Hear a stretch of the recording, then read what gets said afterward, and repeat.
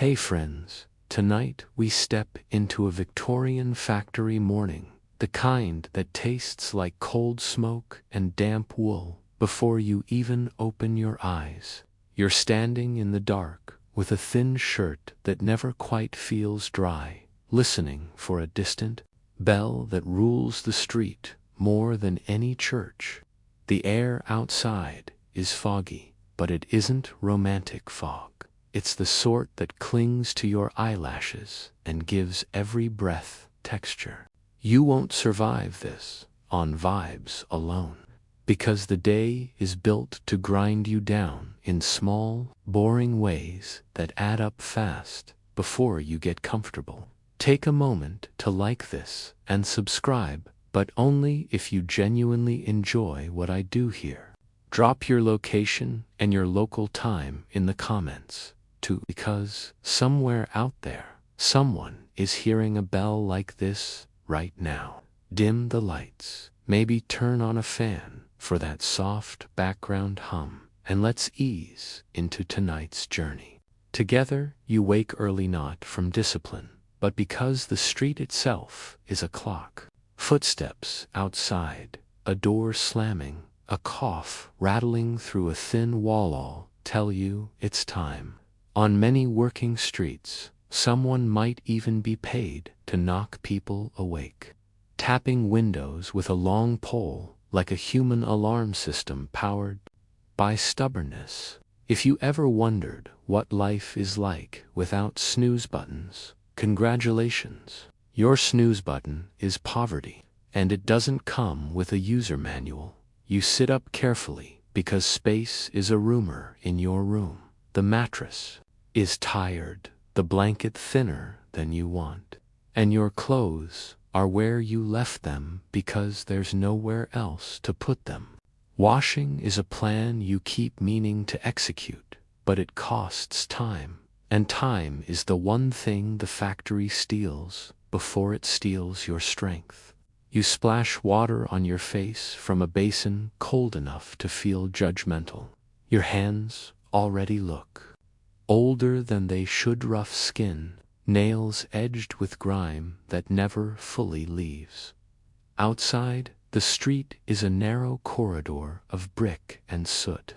You step into it with other bodies moving the same direction, heads down, shoulders forward, as if everyone is trying to slip under the wind. The smell is smoke, damp stone, and yesterday's waste, not because people enjoy it, but because your senses learn to accept it, like a tongue accepting bitter medicine when it must. Nearby, a cart rattles, a horse snorts, a baby cries behind a curtain, and it all blends into the morning soundtrack as if the city is clearing its throat. The walk to the factory is short in miles, long in feeling.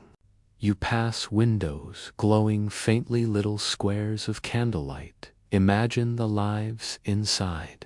Some are already stirring something thin in a pot, saving fuel, saving everything. You see other workers, some with lunch tins, some with nothing but pockets. A few children move quickly, hair uncombed, faces serious in the way kids look when they carry adult responsibilities without adult pay. Here, a hard truth lands. In the early Victorian era, child labor in mills and factories is common enough to be routine. Reforms come slowly, through laws and inspections. By 1833, Parliament passes a Factory Act limiting hours for children in textile mills and requiring some schooling. But on a cold morning, when the bell still demands bodies, the gap between law and daily life feels wide. You reach the factory district, and the air changes. It's thicker here, as if the smoke has decided to settle and stay.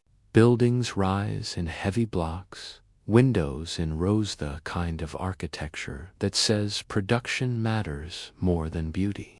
The sound arrives before the door, a low, constant rumble, sharper, metallic clacks, and beneath it, a vibration you feel in your chest. Even outside, the machines seem impatient, as if they've been awake for hours and can't believe you're only just arriving at the gate.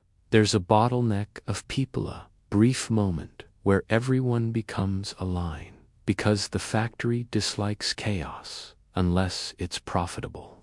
Your watch not dramatically, but in the ordinary way that makes your shoulders tense. Foremen and overlookers are paid to notice small failures. A minute late can mean a fine. A smudge of oil on finished work can mean a deduction.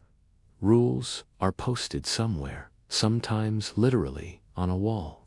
Even if you can't read every word, you feel their meaning in how people move. You learn to keep your eyes forward, hands ready, mouth quiet. Historians still debate whether this new kind of time discipline was forced onto workers or adopted willingly as a survival strategy. Standing here, you don't feel like you're negotiating with time. You feel like time is negotiating with you and winning. You step inside. The temperature jumps, not warmer in a comforting way, but damp and breathy. The air has a taste: oil, fiber, hot metal. If it's a textile mill, lint floats like tiny ghosts eager to live in your lungs. If it's a metalworks, you catch the bite of iron and coal. Either way, the building smells like work that never rests. The first minutes are about becoming part of the rhythm. You hang what you can, tuck hair back, roll sleeves, small rituals to feel prepared. People barely speak, not from dislike, but because conversation costs focus, and focus is safety. You look up, belts turning, shafts spinning, wheels pulling. Everything moves with a confidence that feels almost rude. The machine doesn't care how you slept or whether you're 17 or 47. It only cares that you match its speed. Noise wraps around you, not a single loud moment, but constant pressure, like someone holding a heavy door shut against your ears. You try to talk, realize you must lean close and shout, and soon stop trying. Silence becomes a language. You communicate with nods, gestures, a quick glance that says, "Careful there." When the bell sounds, it's not a polite chime, but a command. Your body reacts before your mind does. Your job this morning is simple on paper, relentless in practice. Feed the machine, watch the thread, clear the snag, keep output steady, don't let the line break. The work demands narrow, constant attention, both fast and endless. You stand on hard flooring that punishes your feet. Your back complains early, as if it's learned that complaining is its daily duty. Exhaustion doesn't arrive at the end, yet there's something almost hypnotic in the repetition, the motion, the clatter, the blur of moving parts. It pulls your thoughts into a thin channel. You begin to measure life in intervals. The next task, the next bundle, the next moment. You can blink without falling behind. You don't romanticize it, but you notice it. Humans adapt to almost anything, which is inspiring and deeply suspicious. Why are we so good at getting used to misery? A quirky tidbit slips in workers' love stories that make the place feel less like a cage. Some say certain machines have personalities. A loom is cursed, temperamental, can sense fear and snaps thread just to make you scramble. It's not science, it's a way to explain the unpredictable and gives you something to joke about in the few seconds you can. You imagine the machine as a moody coworker who never gets fired. Honestly, if it could talk, it would probably ask for a raise. The morning pushes on. Windows are high, light pale, you can barely tell if the sun has risen. Your stomach asks questions you can't answer yet. Your hands work anyway. The bell has started the day, and the factory has swallowed you into its steady, roaring breath. For now, your whole world is the space between your fingers and the moving parts that don't forgive mistakes. You reach the threshold where the factory turns human time into factory time. The entrance isn't just a door, it's a filter, sorting you into acceptable and unacceptable with the cold logic of a ledger. The first thing you notice is the watching, not secret, not dramatic, just the plain stare of management treating your body like equipment to be mean-tuned, punished, replaced. A clerk sits near a clock, treated like a small god. Timekeeping becomes ritual, registers signed, tokens used, boards tracking presence. You might not call it surveillance, but you feel it in how your stomach tightens at approaching footsteps. The factory wants proof you're here and on the exact minute it demands. It's not enough to work hard. You must arrive correctly, like a letter stamped with the right date. On the wall are rules in stern language. No talking, no leaving your station, no sitting, no smoking, no whistling. Details vary, but the spirit stays. The same obedience is part of production. Fines hang over these rules like little hooks. Talk too much, lose a penny. Break a tool, lose a shilling. Come late, lose more than pride. The money sounds small, but small deductions can shave your week down to barely covering bread. Here, a hard historical fact shows up.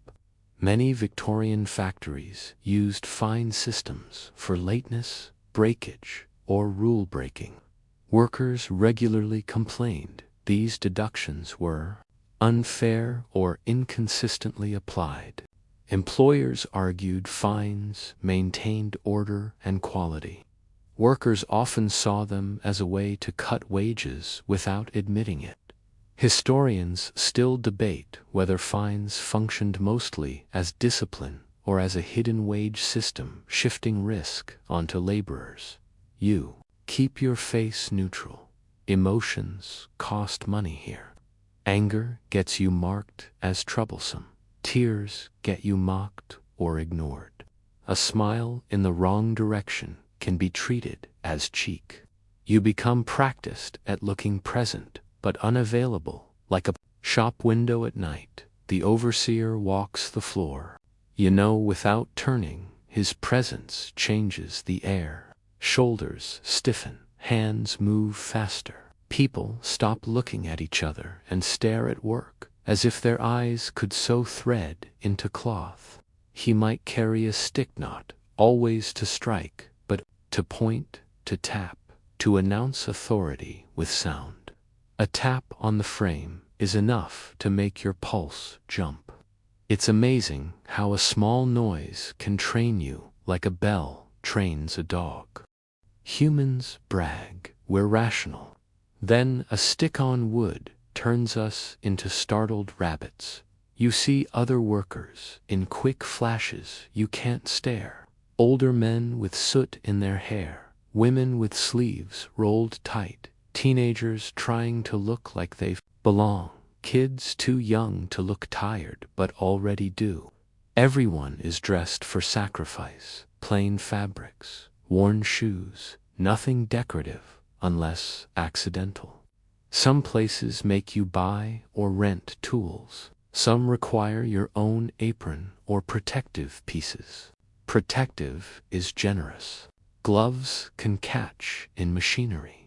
Loose cloth can pull you in. Hair can be a hazard. The factory is full of moving parts that don't care what you're made of. Rules sometimes pretend safety is your responsibility, yet the environment itself is built to be indifferent. A small drama unfolds at the timekeeper's desk. Someone arrives slightly late, maybe a sick child, a delayed cart, a split boot. The clerk doesn't care. You watch the argument dissolve into resignation. The fine goes down as ink. The worker returns to the floor as a body that must now work harder to earn back what vanished in 10 seconds. It's the kind of lesson that sticks. Your life can be penalized for things beyond your control, and you're expected to accept it as natural. There's a strange social physics here. Workers form community because survival demands it, but trust is careful. In some factories, management rewards informers. Little whispers traded for favor. Too friendly, and you're seen as plotting. Too quiet, and you're suspected of spying. You learn to live in the middle, polite but not intimate, helpful but not obvious. It's exhausting, like performing a role while also doing real labor. A quirky tidbit floats like gossip on lint. Some workers swear certain factories keep hidden rules enforced only when the boss wants an excuse. A woman fined for laughing on Tuesday but not Thursday. A man punished for leaning when the overseer's in a bad mood. Whether true everywhere is debated, but the feeling is real. Rules bend with power, and power rarely explains itself. Your station is assigned with a glance and gesture, no kindness, just pointing like you're an object being placed. Expectation is instant understanding. If you don't know, you learn by watching. Training is short because time costs money, and money is the factory's favorite hymn. If you mess up, correction can be sharp, not always violent, sometimes just humiliating. A loud scolding so everyone hears, a nickname that sticks like glue. The factory is creative with cruelty because it's cheaper than compassion. You start to see that the gate isn't the only boundary. Invisible lines exist inside. Skilled workers sometimes get more respect, slightly better wages, the right to complain without immediate dismissal. Unskilled workers get easiest to replace jobs, their dignity treated like spare parts. Women and children are placed in roles framed as naturally suited, nimble fingers, quick eyes, small bodies, then paid less because the work is labeled light, even when it drains you. The only light thing here is the daylight that barely reaches the floor. Fear isn't constant terror, it's a low hum, a background vibration. Fear of losing wages, of an accident, of being singled out, too slow, too fast, or one day too broken to keep up. It doesn't always show on faces. Faces are trained to hide it. It shows in habits: a knot checked twice, hair tied tighter, temper locked behind teeth. You discover one more way the factory pleases you: respectability. Management talks about morals, sobriety, punctuality, thrift. Sometimes it's genuine belief, sometimes it's branding a way to claim discipline makes better workers, hence better people. Some employers build model villages, sponsor lectures, encourage saving clubs. It can help families, but it can also feel like a hand reaching into your private life, as if the boss wants to clock in your soul as well as your shift. You keep working while these thoughts flicker. Machines demand steady hands. The overseer's eyes sweep the room like a lighthouse, shining only to catch you. Somewhere, a bell signals another small change. You stay upright, focused, in the narrow lane allowed, because here, rules aren't suggestions, they're the shape of the air, and you're learning how to breathe inside them. you breathe in and immediately understand why people describe factory air like food you didn't order. It has weight. It sits on your tongue, sneaks into your throat, makes you swallow more often, as if your body's trying to clear a doorway that won't stay clear. It's not one thing, it's layered. Cold smoke, oily mist, damp heat, whatever. The machines shed as they spin and grind in a textile mill. Lint floats everywhere, turning light into a snowy haze that never melts. It looks almost prettian till you realize it's aiming for your lungs. It collects on eyelashes, corners of your mouth. You wipe your face, the sleeve comes away with a pale film like you've been dusted by a ghost baker who hates you. First, light joke of the day. Congratulations. You get free seasoning with every breath. The flavor is industrial. The heat is special. Not sunshine warmth, not hearth warmth. It's wet and trapped, as if the building is sweating.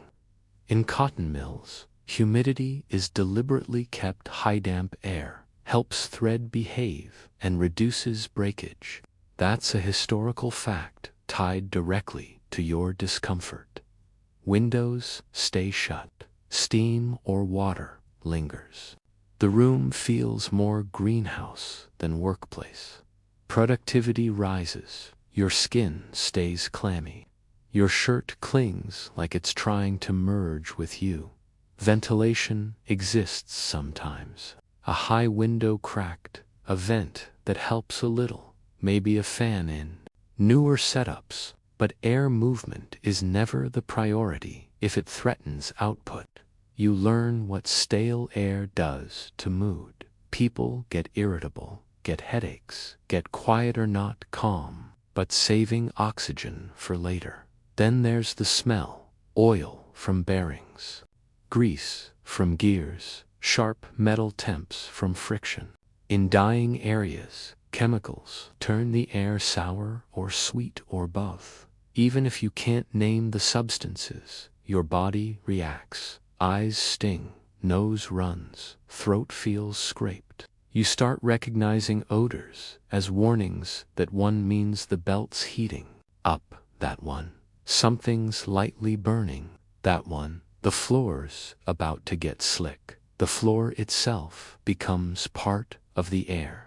Dust and lint settle, get kicked up by boots, settle again in endless loop. Sweeping, when it happens, is fast and rough, just launching more into the room. You might see a worker with a cloth over their mouth, not a modern mask, but a dampened scarf or rag. It helps a little land, makes breathing feel like sipping air through fabric, which isn't the luxury experience anyone's advertising. Over time, your chest develops opinions. There's a cough that shows up like a shared accent, a rough little bark people pretend is nothing. Some call it weaver's cough, others mill fever when they feel shivery after dusty rooms. Newcomers cough more at first, then adapt or leave. And leaving isn't always an option. Second, light joke. The factory hands out nicknames for everything. And your lungs are trying to nickname the air. Absolutely not. Gaslighting adds another layer. Warmer air, extra fumes, oxygen pulled in, ways you don't notice until you feel lightheaded and blame yourself. In winter, you're grateful for warmth.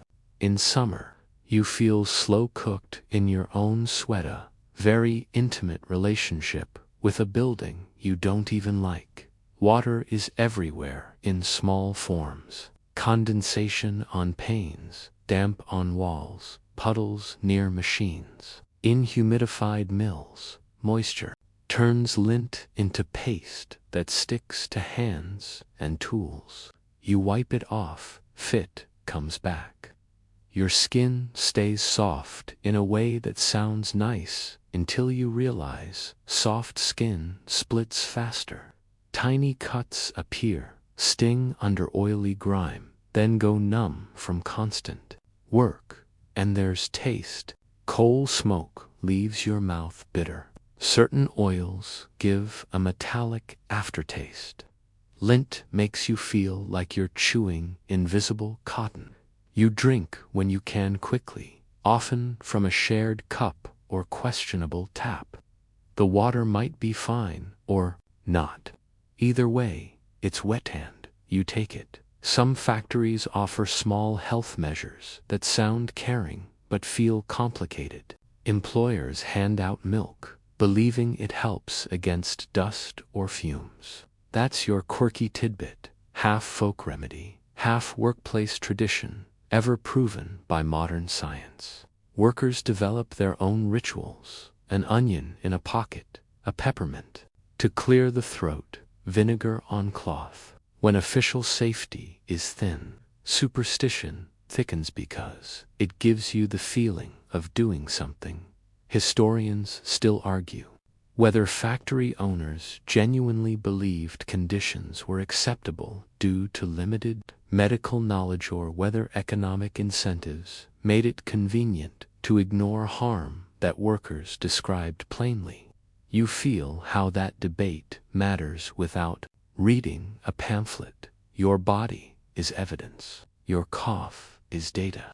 Your fatigue is a chart no one needs to draw. Everyone can see it. You notice how air changes by location. Near doors, it's sharper and colder. Near engines or boilers, hotter and fuel-scented. In corners, stagnant as if the room forgot to breathe. Upper floors are warmer, dust hanging in sun shafts. The building is like a living creature with bad circulation, and through all this, you do precise work. The human body finds a way to thread a needle while swallowing soot. You blink through irritation, wipe your eyes, keep hands steady. You learn to breathe shallowly, without thinking, trying to be polite to the air by not taking too much of it. Third, light joke. You start fantasizing about fresh air, the way others fantasize about vacations. Wow, imagine breathing without tasting the room. You also learn air is social. If the overseer opens a window, some cheer silently, others panic. Humidity drops, threads snap, blame follows. Comfort and productivity wrestle, and comfort usually loses.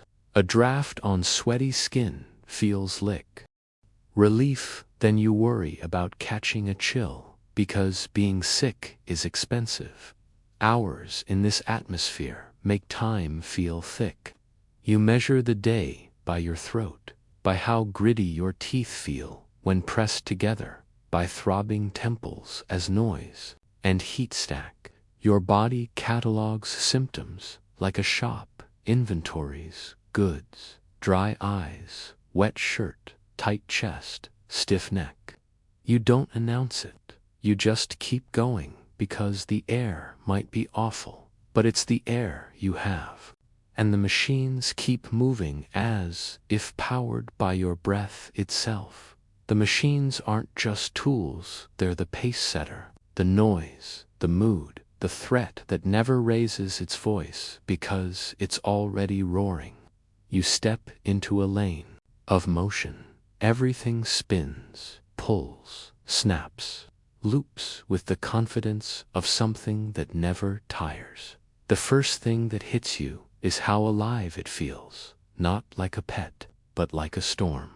Overhead, shafts run the room's length, turning steadily. Leather belts drop down to feed power into frames. That's a historical fact of many Victorian mills. Power transmitted mechanically through line shafting, pulleys, belts. The whole building becomes one connected creature.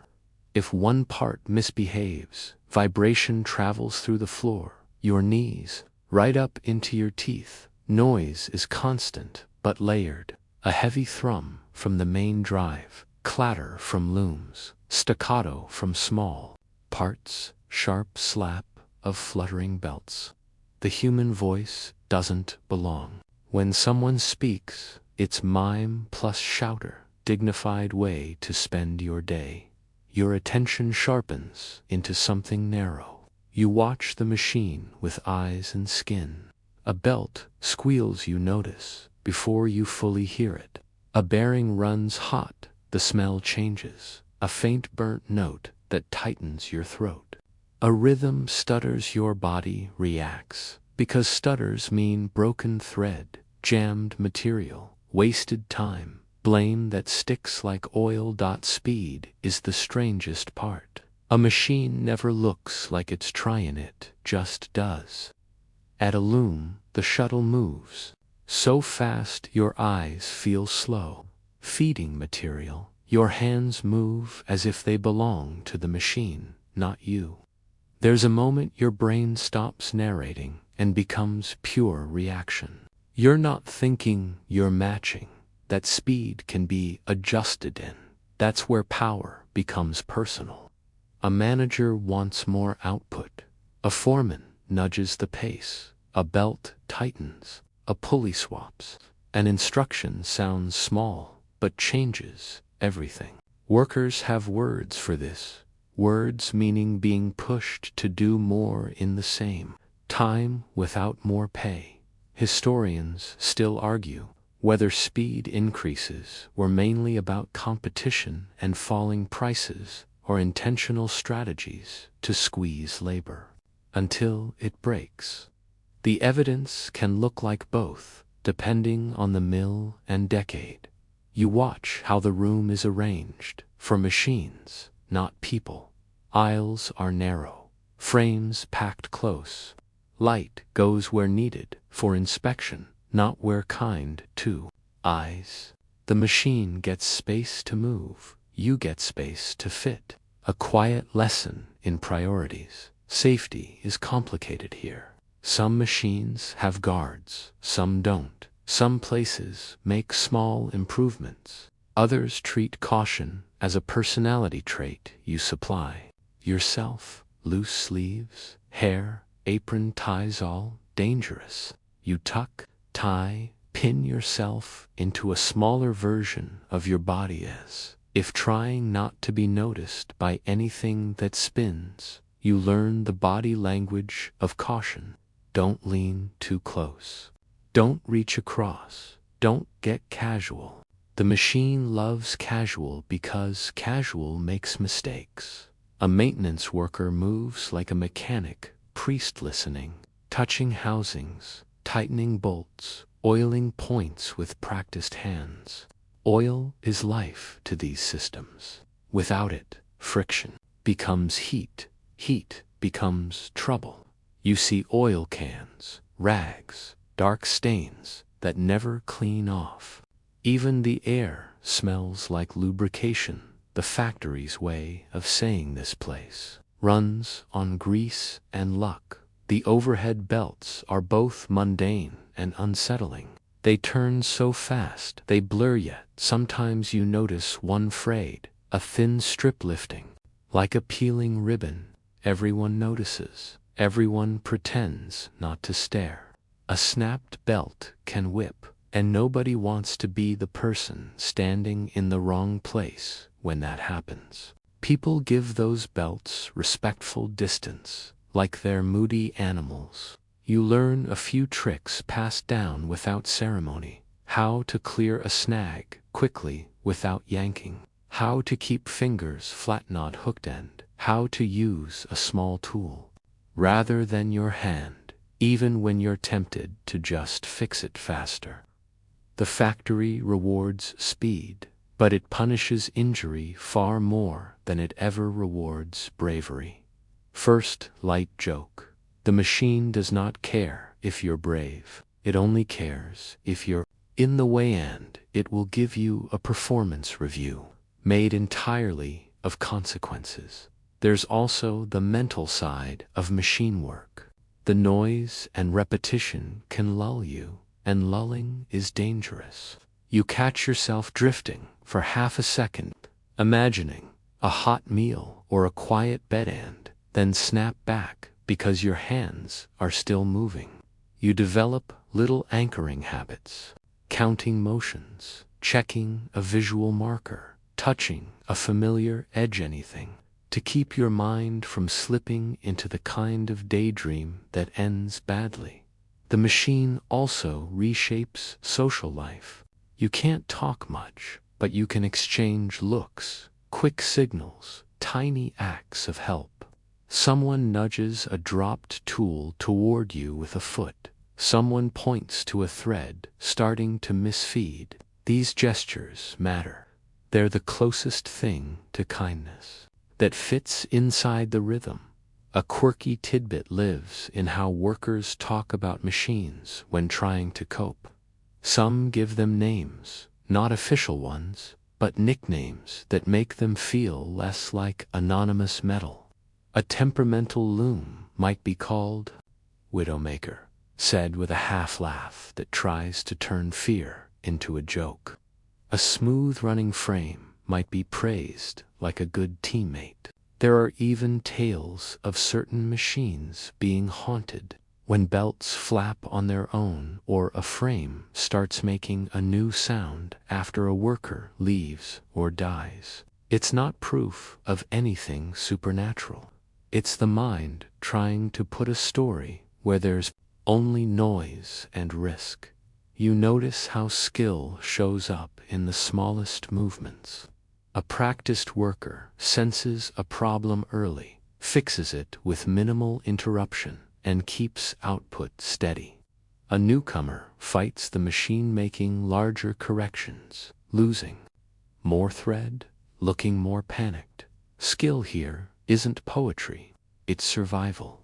It can also be pride. Some jobs, like mules spinning in cotton, become identities. Workers guard their expertise and resent changes that devalue their knowledge. Historians still argue whether mechanization mainly destroyed skill by turning crafts into button pushing, or whether it created new skill by demanding technical understanding and rapid decisions under pressure.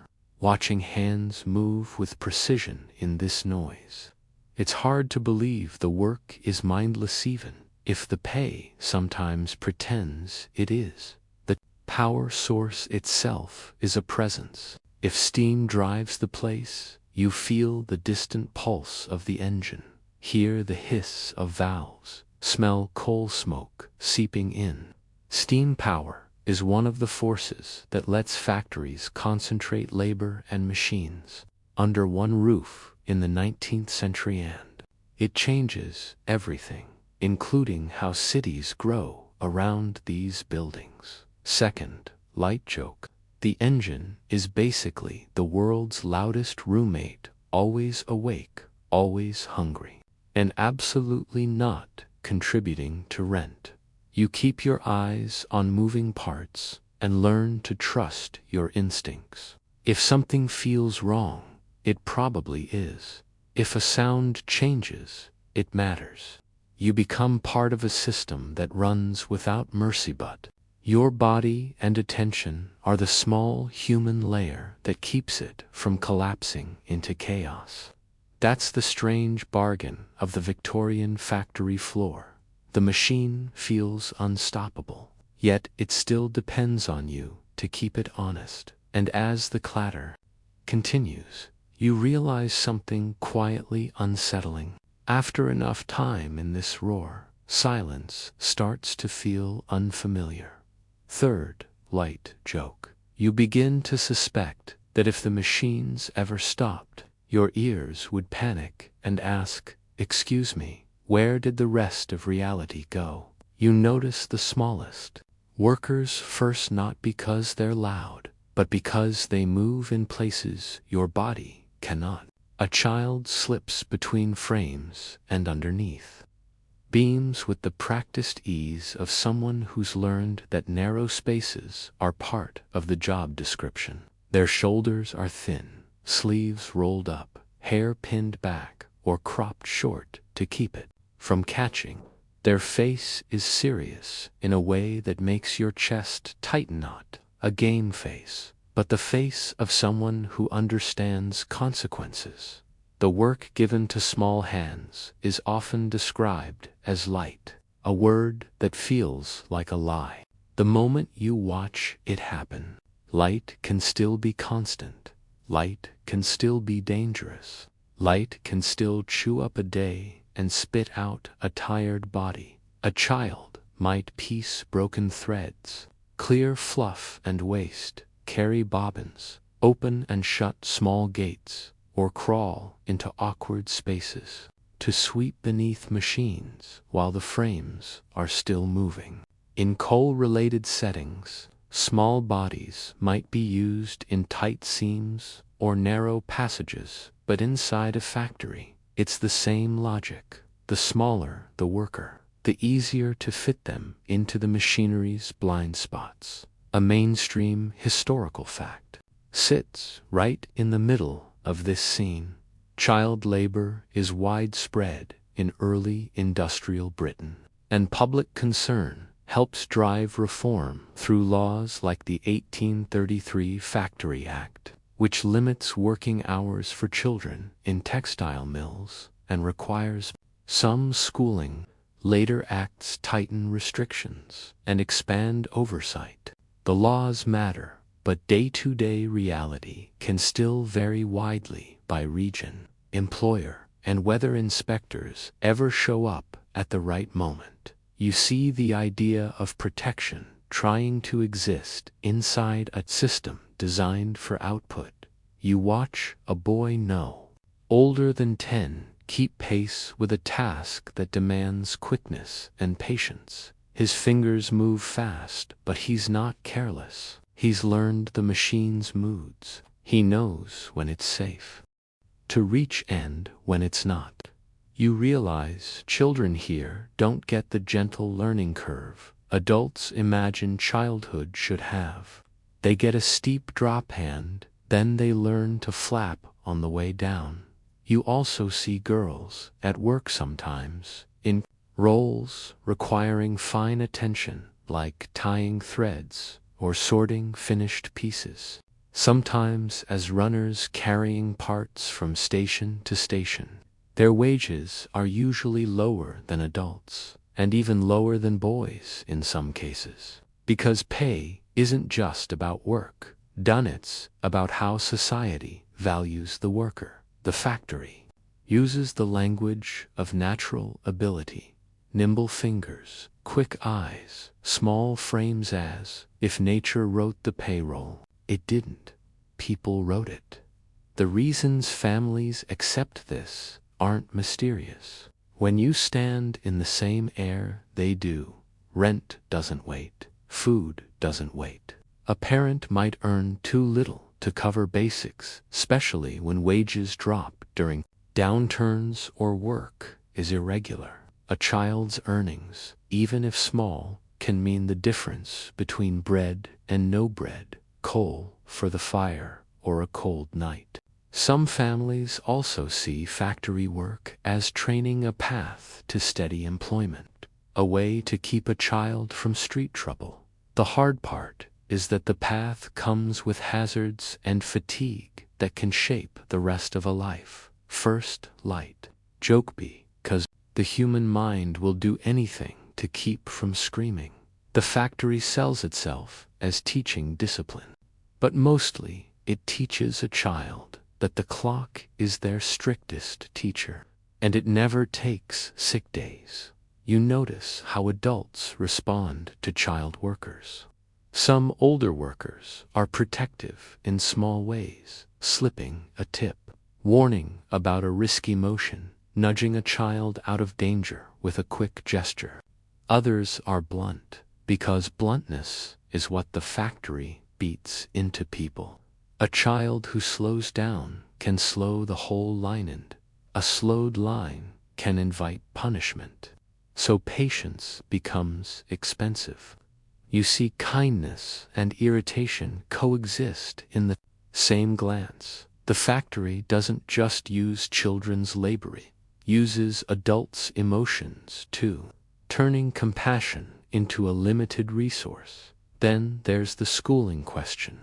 Some laws require education, but it can be half-time, irregular, or more symbolic than useful. A child might attend a few hours, then return to work already tired, trying to make letters behave while their body wants to collapse onto a desk. Teachers can be dedicated or underpaid or both. Sometimes the education provided by the employer is meant more to prove compliance than to expand a child's future. You look at a child's ink-stained fingers and think about the strange double life, worker and student, neither fully supported. A quirky tidbit lives in the rumors about how people game the rules. You hear that some families and managers find ways to make children appear older on paper. A birth date becomes flexible when survival is rigid. A tall child is presented as older. A record is misplaced. A name is written differently.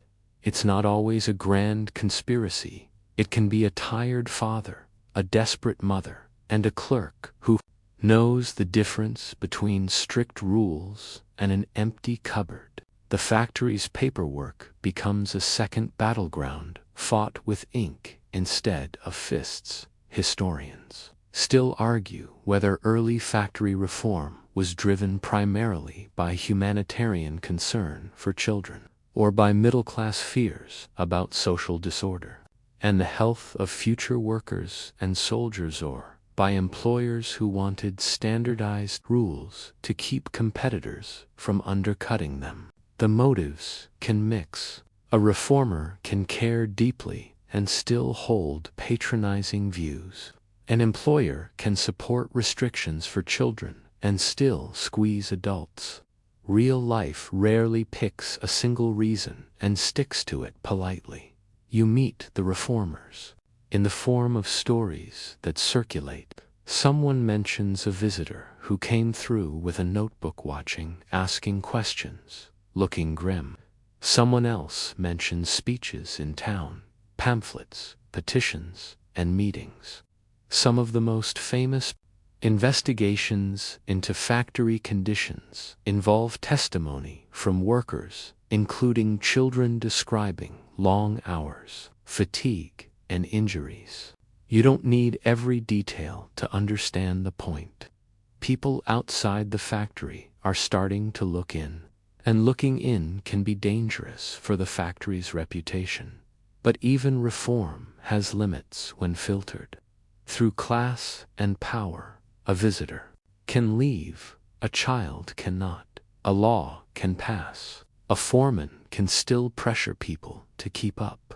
A school requirement can exist. A family can still need wages.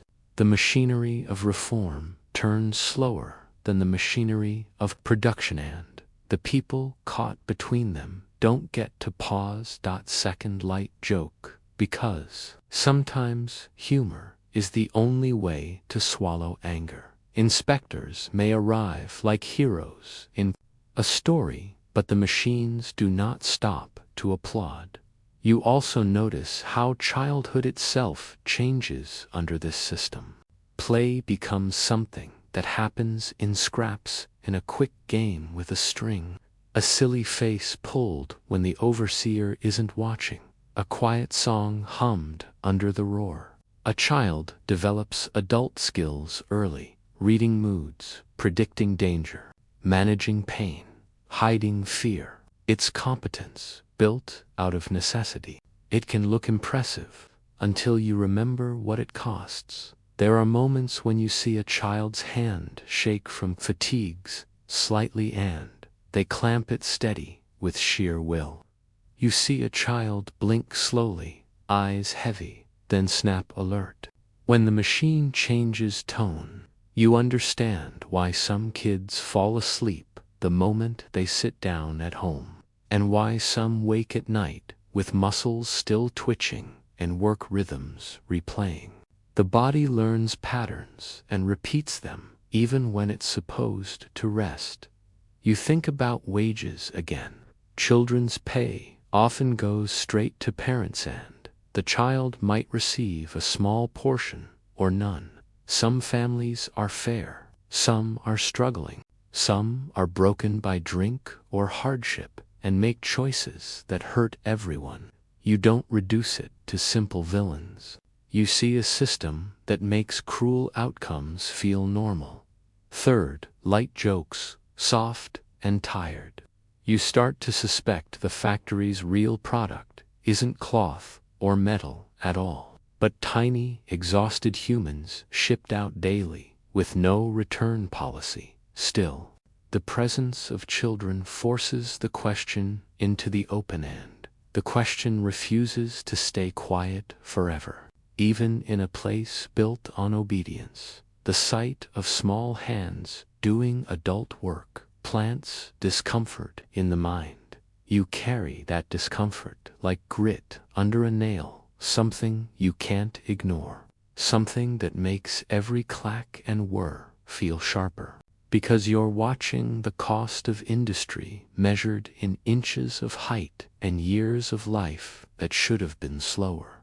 You watch how women move through this place with a kind of double awareness, hands busy with the job, mind busy with the fact that everyone thinks they know what a woman should be. The factory doesn't stop the world's opinions at the door. It brings them inside and uses them like another tool. Women fill whole rows of stations, especially in textile work, where nimble, fast hands are treated as a natural resource, like cotton itself. They stand at power looms, they mind frames, they piece threads, they sort, they wind, they carry, they inspect. Their posture becomes practical, shoulders forward, elbows closed, hair controlled. Hair isn't fashion, here it's a hazard. A loose curl can turn into a disaster faster than a prayer can finish. A mainstream historical fact lands plainly in your day. Women make up a major share of the workforce in many Victorian textile factories and they are commonly paid less than men for comparable time and effort. Employers justify it with familiar arguments that men have families to support, that women's income is secondary, that men do heavier work. The reality is more complicated. Many women support households, siblings, or keep themselves afloat on wages that assume someone else is paying the rent. You start to understand how wages change a life even when they're unfair. A woman with her own pay packet, even a small one, can make choices otherwise impossible. She can contribute to her family, yes, but she can also save a little, buy a decent shawl, pay for a night class, send a sibling to school, or simply refuse a marriage. That feels like a trap. Independence isn't a switch that flips. It's a handful of coins that make your spine straighten when you walk. But the factory also frames women's work as temporary, as if every woman is just passing through on the way to becoming someone's wife. That assumption shapes everything. A young woman might be treated as less worth training. She might be watched more closely for behavior. She might be spoken to as if she's irresponsible by default. Respectability becomes part of the job band. It's exhausting because the rules aren't written the same way for everyone. You notice it in clothing. Women choose garments that survive the floor and also survive gossip. A plain dress, sturdy. Boots, a cap or scarf, not too showy, invites comments. Not too shabby, invites contempt. Some keep a second outfit for Sundays, a small reminder they're more than their shift. First light joke. You realize fashion in a factory is mostly about not getting killed, and the hottest trend is sleeves that stay attached to your body. The social pressure is constant. A woman who talks too freely can be labeled. A woman who refuses to talk can be labeled too. If she laughs with men, she risks being called loose. If she avoids men, she risks being called proud. It's the kind of maze where the walls move depending on who's judging, and judging happens everywhere. From supervisors who think morality is their job, to neighbors who watch who walks home with whom, to coworkers who are both friends and rivals because wages are tight and security fragile. There's also the matter of harassment, the kind that doesn't always get named, a leering comment, a hand that lingers too long when passing a tool, a foreman who offers help that feels like a trap. Women develop strategies. Like armor, they stick close to each other, keep their eyes flat, voices steady, learn which routes, avoid certain corners, become experts in ending conversations without causing a sign-boo, 'cause causing a scene can cost a job. Yet there are also moments of real solidarity. A woman quietly covers for another who needs a quick breath. Someone lends a pin, a ribbon, a scrap of cloth, a few words of warning about a temperamental machine. Support here is small and practical because big gestures are expensive. A quirky tidbit rides along the floor like a secret. Women sometimes use the tools of the trade as little hacks for their own lives. A spare bobbin becomes a makeshift hair curler. A strip of cloth meant for tying bundles becomes a headband. A dab of flour or chalk helps keep sweaty hands from slipping on smooth parts. These aren't grand rebellions, but they're tiny claims of control. A way of saying, you take most of my day, but you don't get to take all my ingenuity. You also see how the factory polices romance. Courtship doesn't stop just because machines are allowed, it simply changes shape. A glance across an aisle, a note passed through a child, a meeting at a gate when shifts end. Sometimes it's sweet, sometimes it's predatory, sometimes it's just a practical conversation about rent, wages, and whether two people together can afford a room with a door that closes. Marriage can be both escape and risk. A woman might marry to leave factory work, or marry and still work because income is needed. Pregnancy and childbirth can push women out of paid work temporarily, then pull them back in when money runs thin.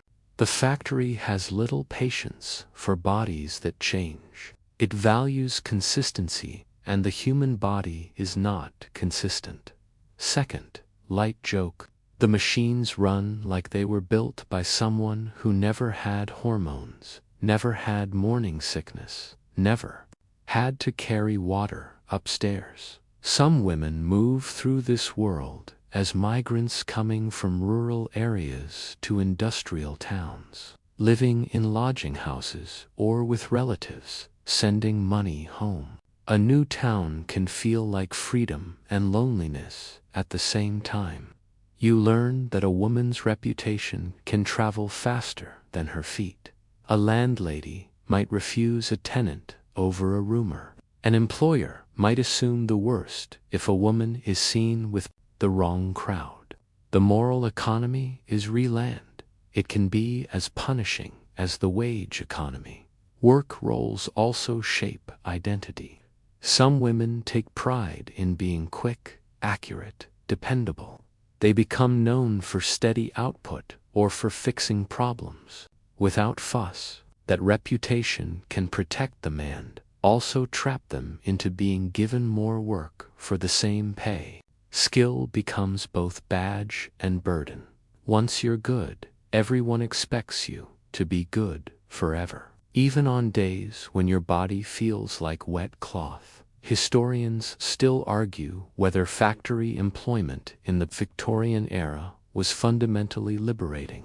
For women, providing wages and public presence, or fundamentally exploitative, slotting them into low-paid roles while reinforcing male authority at home and work. Watching a woman count her coins with a careful face, you see both truths trying to occupy the same space. The pay can widen her world. The conditions can shrink it again. You notice how women manage fatigue differently, not because they're built differently, but because they often carry a second shift in their minds. Laundry, waiting, younger siblings to mind, cooking, mending, cleaning, errands, emotional labor. Even a woman who lives alone has chores that don't pause. The factory drains the body, and life at home drains what's left. Still, there is humor. There has to be. You hear a woman mutter a joke under her breath about a foreman's shiny boots, as if the boots are doing all the supervising. You see two women exchange a look that says everything, the whole conversation compressed into half a second. Third, light joke. You start to believe the true power source of the factory isn't steam at all. It's sarcasm, because it keeps people upright when nothing else will.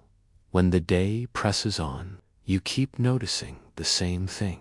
Women here aren't a single story. They're daughters, sisters, mothers, widows, bridespeople, delaying marriage, escaping bad homes, dreaming of better ones. Some are proud of their wages. Some resent every hour. Some feel both at once.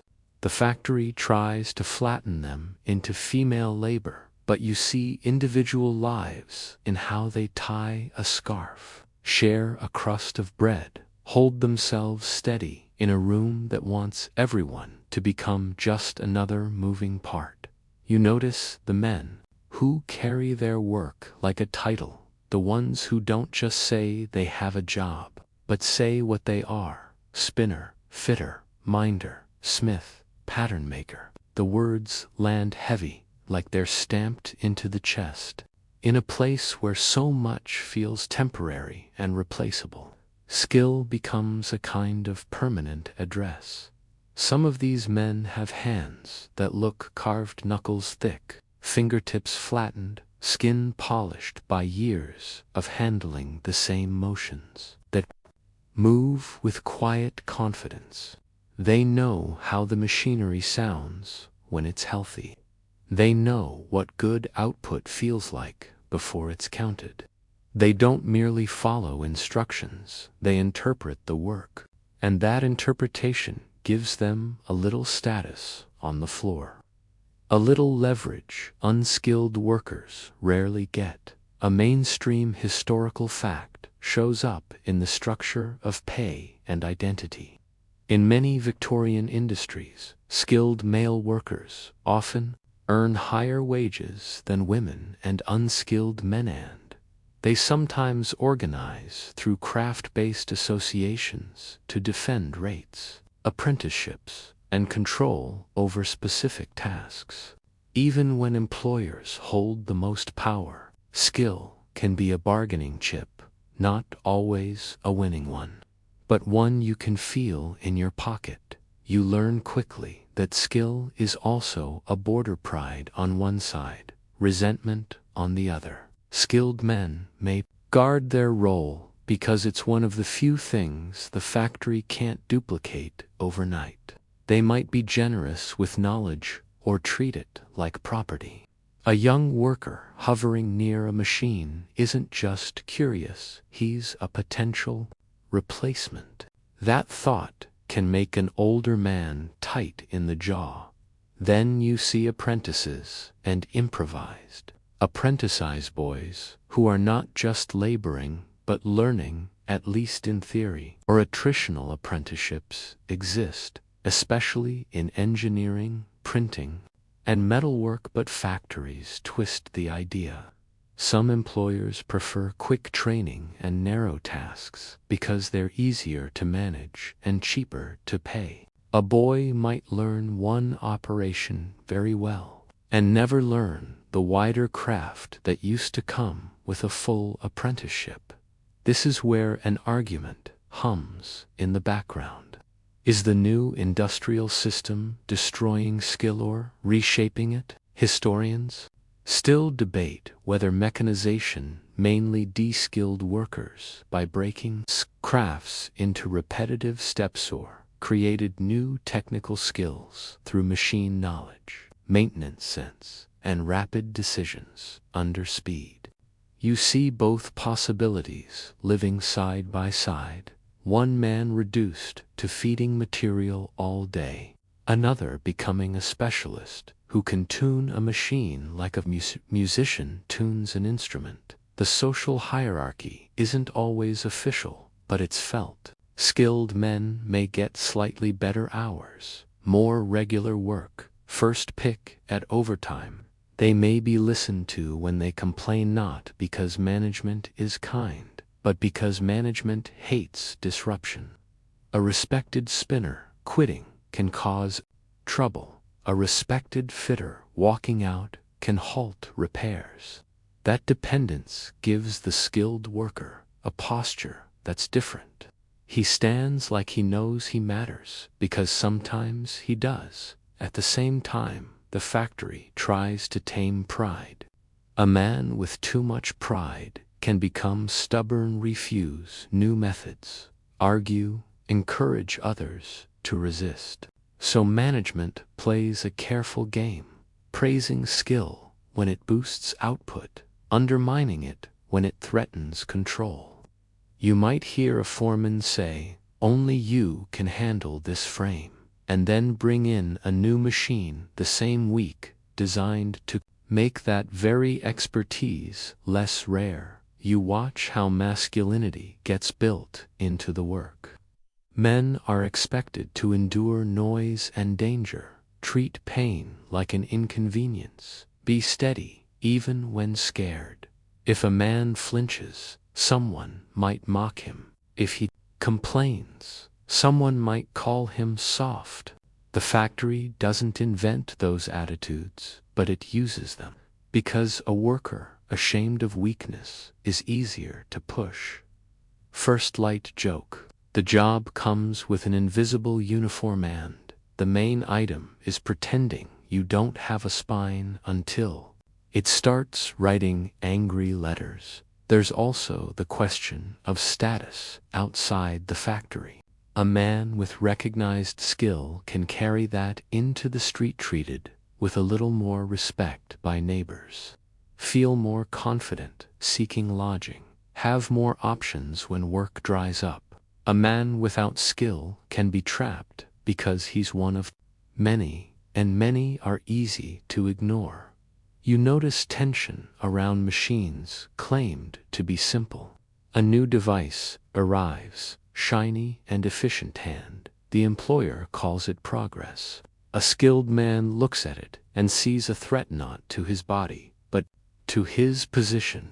If a machine allows a less trained worker to do what used to require years, the wage logic changes.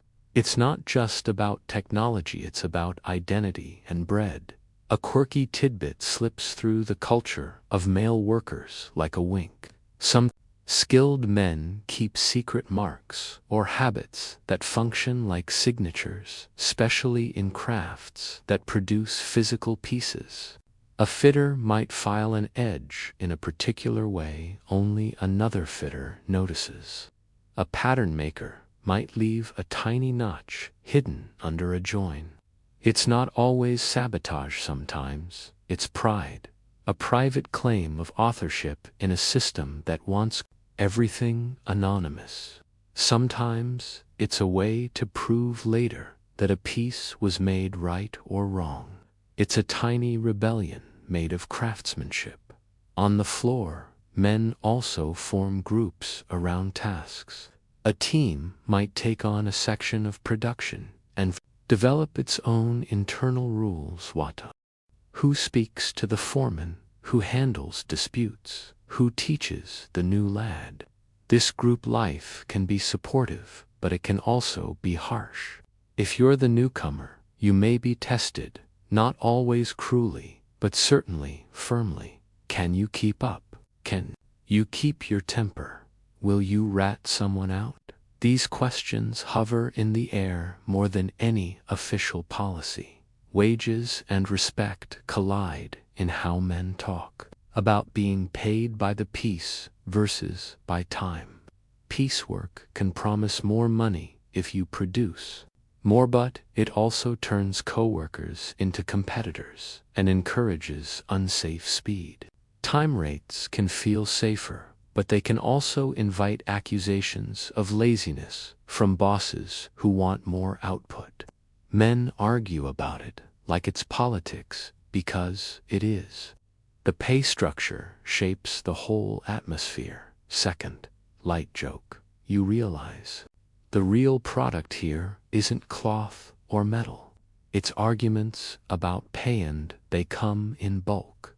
You also notice something quieter. Skilled men can be proud, and pride can be lonely. A man who's invested years into a craft may feel pressure to be the dependable one, the one who never breaks, the one who always knows the fix. When he doesn't know, he might hide it. When he's tired, he might deny it. The cost of being the expert is that you're expected to perform expertise, even when your mind is foggy and your hands are shaking from too much caffeine and not enough food. Some men lean into community outside the factory wall, finding relief in pubs, clubs, churches, or family, but even that relief is shadowed by the knowledge that tomorrow the bell will ring again, and the machine won't care if you slept, if you dreamed, or if your soul needed a day off. Factory life pushes people toward joining friendly societies, savings clubs, or mutual aid groups, not just out of camaraderie, but because injury or unemployment is always looming. These associations might help cover funerals, sickness, or basic support.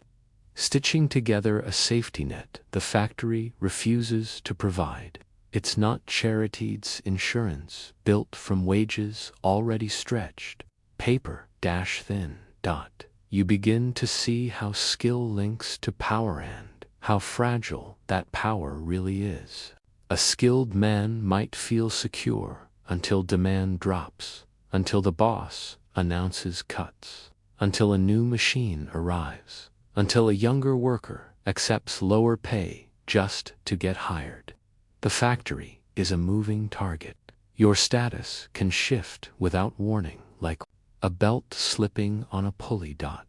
Then there's the rare moment you hear a skilled worker speak, not loudly, but with certainty, pointing out a flaw in the process, suggesting a fix, saying something that could save money and prevent accidents. Sometimes management listens because it's practical. Sometimes they bristle because listening means admitting the worker has authority. This tiny negotiation plays out again and again, shaping the culture of the floor. Third, light joke. You learn that some bosses would rather run a broken machine than let a worker be right in public. And deep in your bones, you understand. In this place, skill isn't just a way to earn, it's a way to matter, a way to hold on to a self that isn't wholly owned by the clock. The machines want you replaceable. Skill is one of the few things that pushes back, insisting a human being can still carry something unique, even in a room designed to turn everyone into identical parts. Your stomach starts making its own schedule, which is inconvenient because the factory doesn't care about digestion. Hunger arrives in waves. You learn to ride while keeping your hands steady. When a break finally comes, it isn't a gentle pause, It isn't a gentle pausening of the grip, like someone momentarily releases a rope that's been cutting into your palms. The morning meal is rarely breakfast in any modern sense. It's fuel you swallow because you must keep going. Bread is the anchor plane, dense, filling, sometimes spread with dripping or a scrape of butter if you're lucky. Maybe a bit of cheese, a cold potato, or a sliver of bacon on a good day. But good days aren't guaranteed by any system you can count on. A mainstream historical fact fits here. For many working-class families in Victorian Britain, diets centered on bread, tea, and cheap staples, with meat occasional and dependent on wages and market prices. The factory doesn't invent this diet, just pushes it toward whatever is fastest to eat and easiest to carry. Tea is everywhere, not fancy, not delicate, just strong, dark, and practical. It warms your hands and gives your brain something to hold on to. If you have sugar, it becomes a small miracle. If not, you drink it anyway because warmth is its own kind of medicine. Some bring cold tea in a bottle, some carry a tin, others buy a cup from a street stall, because the factory offers nothing beyond a place to stand and gulp your food down. And where do you eat? Wherever you can. Some factories have a designated space, but many don't, or the space is cramped and noisy. You might eat in a corner, perched on a step, leaning against a wall, or sitting on a bundle of cloth if you dare. Eating while standing becomes normal. Eating while wiping oil off your fingers becomes normal. Eating with dust settling on your crust becomes normal. First light joke. You start to think seasoned bread isn't a recipe, it's just what happens when you exist near machinery. The break is also social in a very specific way. You can't talk much during work, so this short window becomes when voices try to sound human again.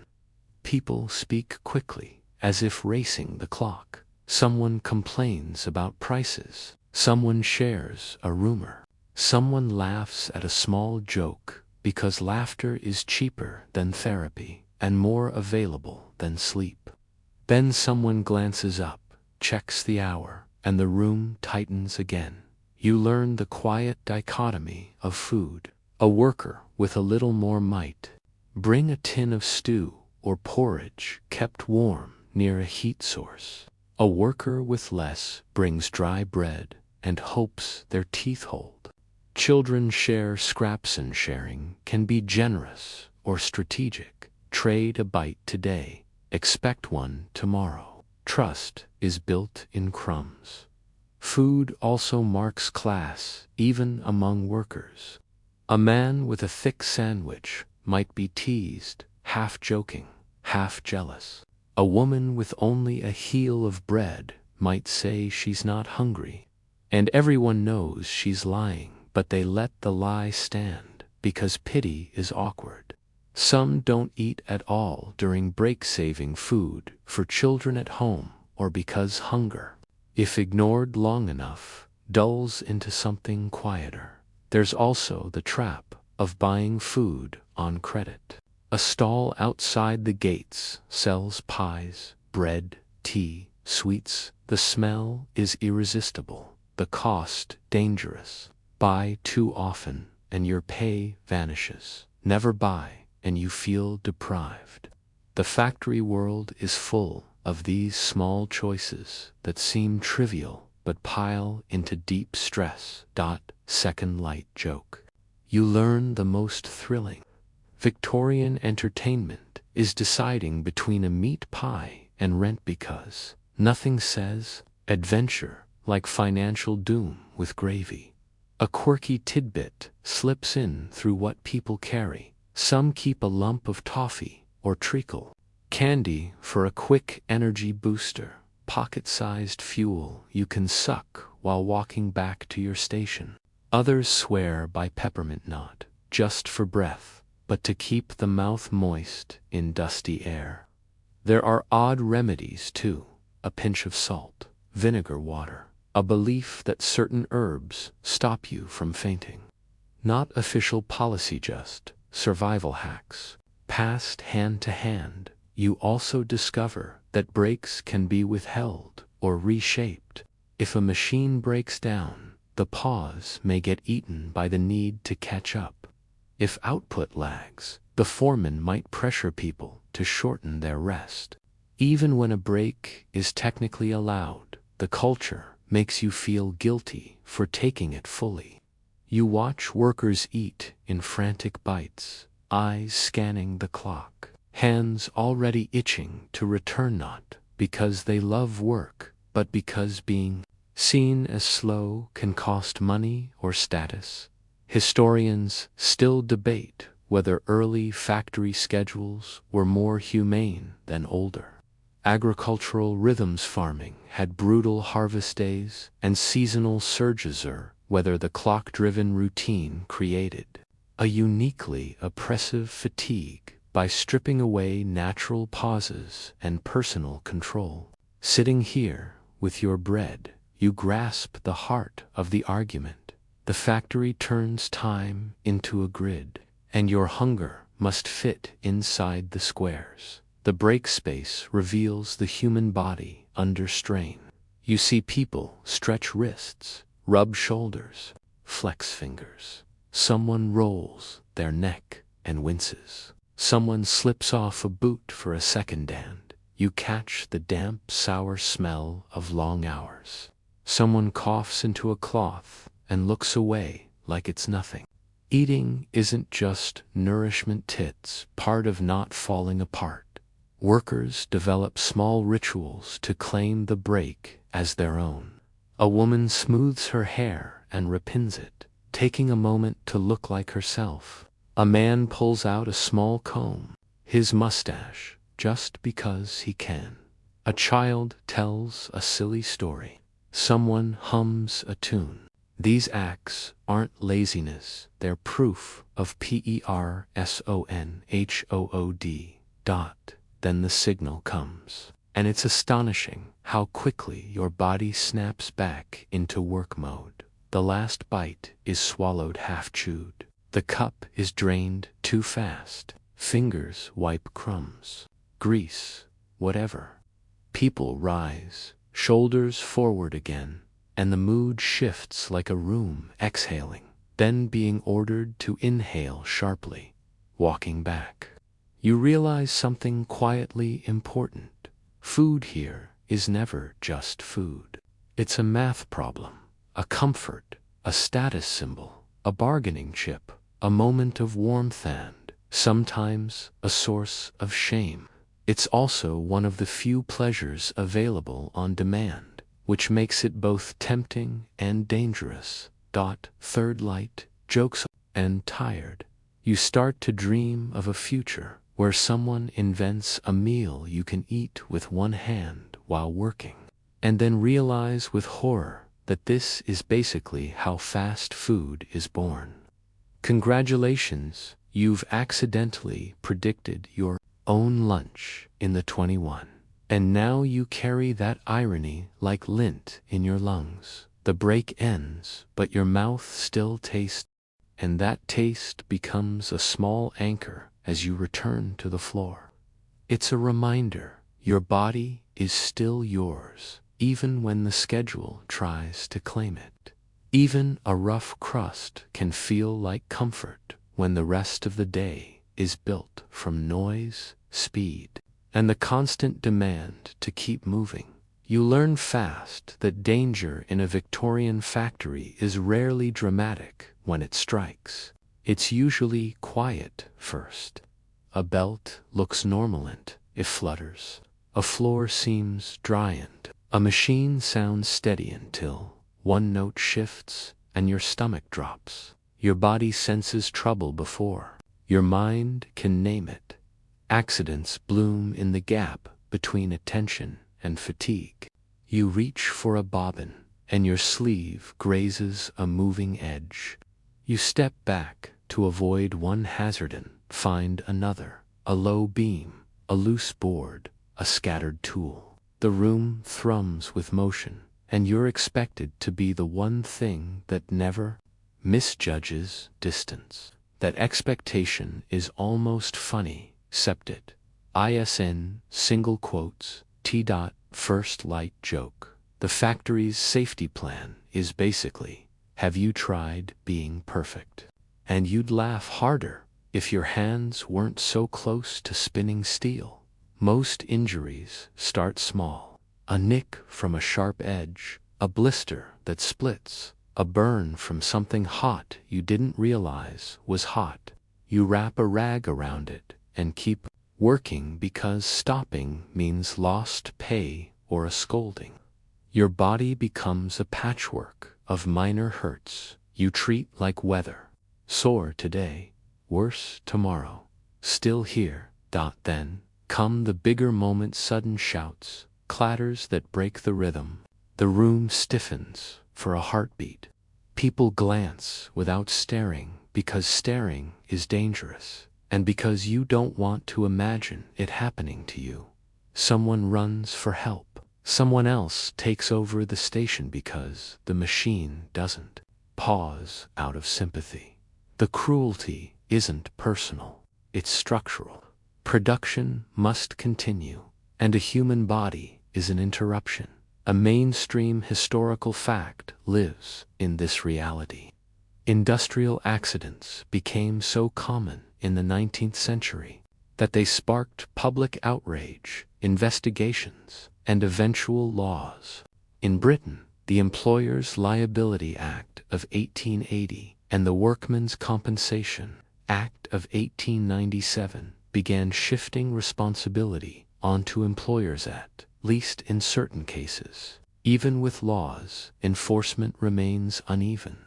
But the idea that injury is just bad luck starts to erode. On the floor, though, luck is still the word you hear most. People talk about being lucky, unlucky, blessed, cursed, as if the machinery is a dice game and every shift is a roll. Workers develop habits that blend caution and superstition. Touching a metal post before a tricky task, carrying a coin or charm in a pocket, refusing to whistle because someone insists it invites trouble. This is your quirky tidbit. Where official safety is thin, ritual becomes a way to feel some control. The factory produces folk beliefs as surely as it produces goods. Illness is a slower kind of accident. Dust and fibers don't need a single bad second. They just need weeks, months, years. Your throat stays raw. Your chest tightens each morning. You cough into your sleeve and tell yourself it's nothing because admitting it's something opens a door you don't have time to walk through.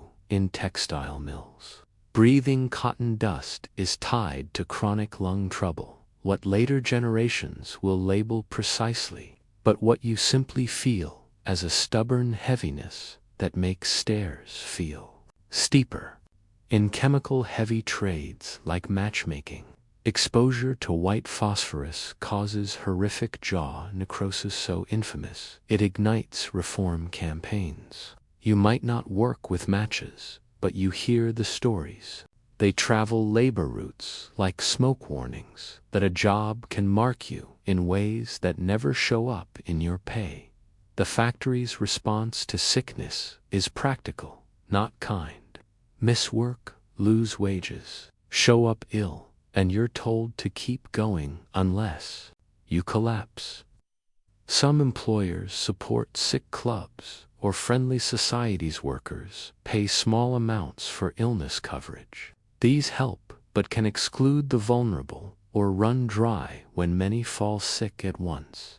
Your health becomes a financial calculation, a brutal way to relate to your own lungs. First aid is emerging but inconsistent. Some places keep a box with bandages. Others use whatever cloth is handy. There might be someone who knows what to do. Usually, a worker turned reluctant expert through repeated exposure to injury. Water to clean, a rag to wrap, a splint from scrap wood. It's not sophisticated, but it's something. Second, light joke. The medical department is basically a bucket, a cloth, and the hope your body has good character. Veteran workers develop a quiet skill for reading risk. A glance at a belt reveals fraying, a bearing running hot changes the hum. Trouble smells different before it's visible. That knowledge saves lives, but also creates tension. When management pushes speed, workers must choose between safety and punishment. Slow down to be safe, blamed for low output. Speed up and get hurt, blamed for carelessness. The blame is flexible like that. Historians still argue whether factory suffering was an inevitable phase of industrialization given 19th century tech and medicine, or whether many harms were preventable and persisted because they were profitable to ignore. You feel this debate in small details. A gear guard that could be installed but isn't. A wet floor that could be sanded but stays slick. A window that could open but remains shut to protect thread and output. Preventable and unprevented are two different things. Then the space between them is where people get hurt. Injury also affects reputation.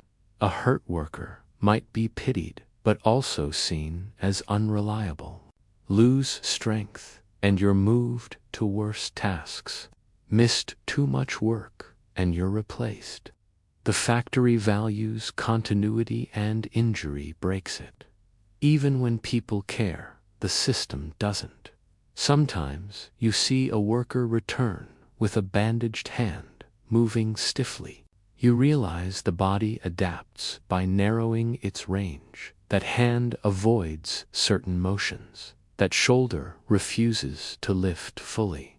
People build new techniques around damage because they can't afford to stop. The job doesn't wait for healing. You start to see how a whole workforce carries invisible injuries like shared inheritance. Fear becomes practical. Double-checking knots, tucking in loose cloth, watching your step. But constant vigilance burns energy like oil, and fatigue is dangerous. So fear and fatigue feed each other in a loop hard to break. Third light, joke soft but honest. You begin to suspect the only real protective equipment is your ability to anticipate chaos, which is thrilling if you enjoy living like a cat in a room full of rocking chairs. After a close call, when the rhythm returns, you notice a strange silence inside the noise, the silence of people refusing to think too hard about what they just saw. You do the same. Focus on your hands. Focus on the task. Treat your body gently where you can, harshly where you must be, 'cause the factory isn't built for fragility. And yet, even here, you see seeds of change in how people talk. They name hazards, compare workplaces, share advice, grumble about owners who skip guards, praise factories with a doctor or proper bandages. Language shifts from "that's just how it is" to "it shouldn't be." In a room built on speed and noise, that shift is quiet but powerful, because it turns accident into question. And questions are the beginning of pressure. The pay packet lands in your hand with a weight that feels almost imaginary, because you know how fast it becomes other people's money. Coins, notes, or a small envelope that seems harmless until you remember it holds your entire week. You don't celebrate yet. You count fast, quietly, twice. Fingers sort coins by size and sound. Your thumb makes that familiar click as metal meets nail. If you're shorted, you must decide, speak up or stay silent. Some clerks are honest, some are rushed, some don't care about your math. Challenge them and you're difficult. Stay quiet and you lose food. First light joke.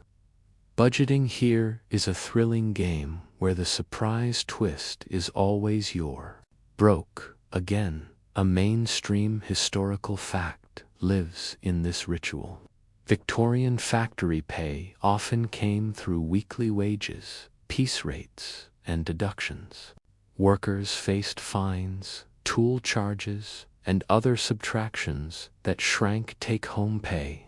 Piecework rewarded speed but made wages unstable if machines broke or materials failed. Time rates were steadier, but could be pushed down when labor was plentiful. Either way, the number in your hand isn't what you dreamed of on tired mornings. It's what survived the week's rules. You see the trap in how quickly people orbit payday. Not just workers, the whole world. The landlord wants rent. The shopkeeper wants the tab cleared. The moneylender wants interest. A family member needs help. None are villains. They're part of the same system.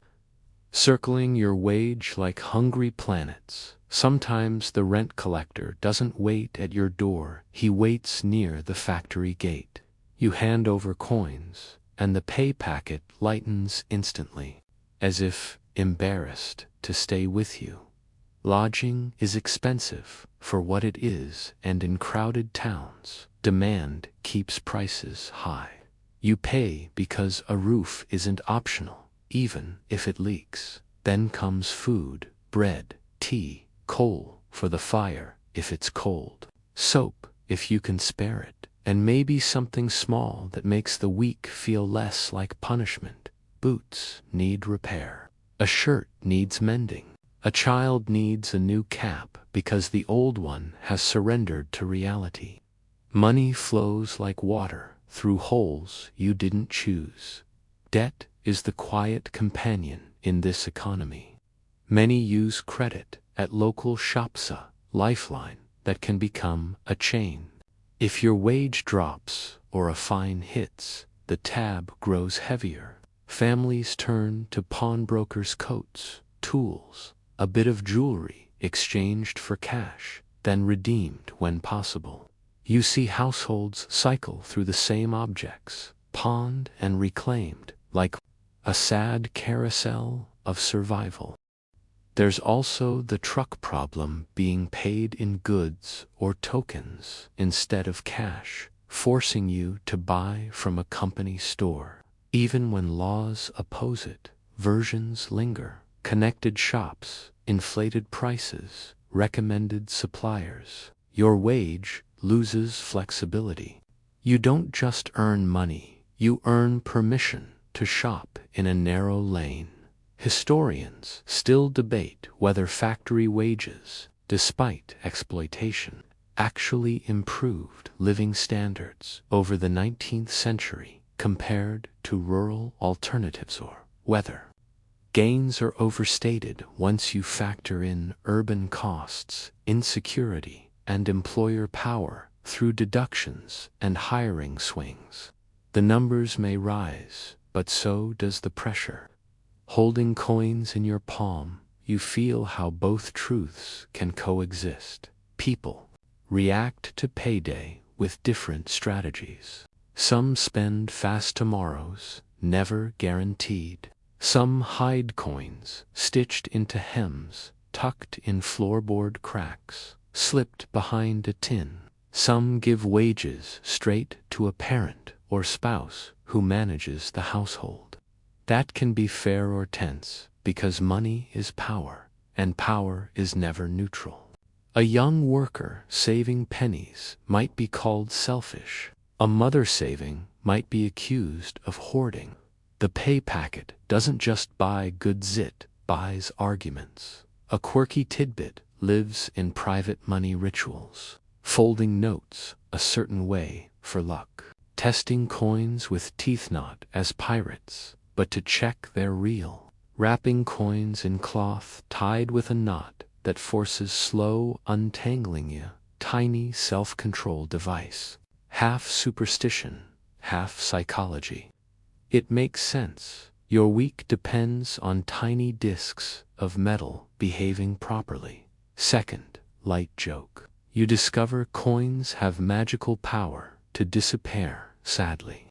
The magic only works in the direction that hurts you. There's also irregularity. A full week feels like stability. A short week feels like panic. Trade slumps, seasonal shifts, machine downtime all slice earnings. When wages depend on output, and output depends on machines and materials you don't control, your income becomes a weather system. You learn to listen for layoff rumors, like others listen for storm warnings. Some join friendly societies or benefit clubs, paying small weekly dues for help during sickness, injury, or death. These community nets form because official aid is limited or stigmatized. They can save lives but also fail if too many need help at once, or someone can't keep up payments. The idea is noble. The reality is fragile. You see another trap in how leisure is sold. After a week of discipline, a pub feels like a warm room where no one counts your minutes.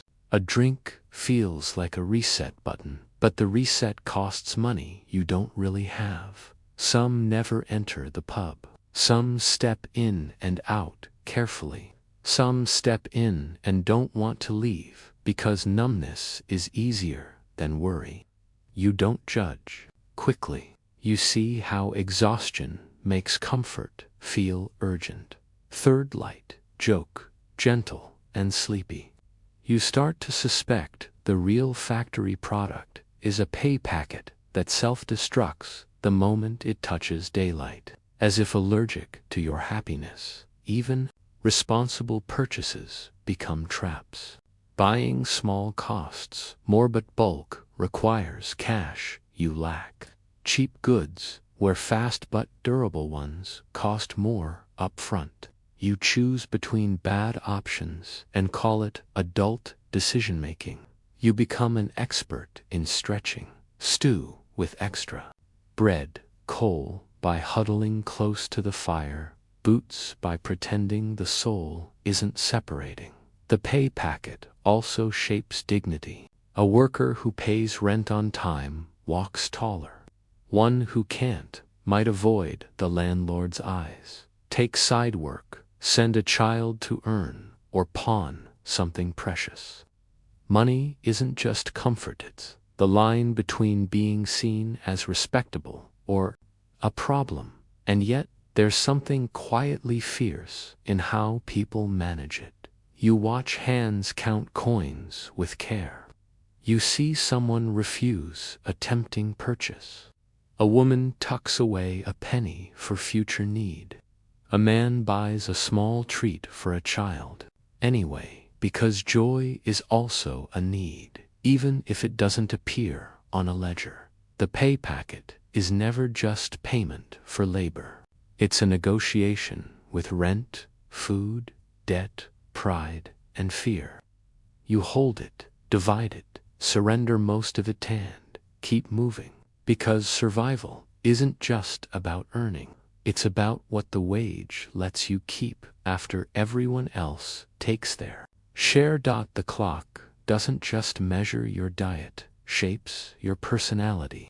You feel time like pressure on the skin, a constant nudge, faster, steadier. Don't drift. The factory turns minutes into something you can owe like debt, and it's not satisfied with owning your labor.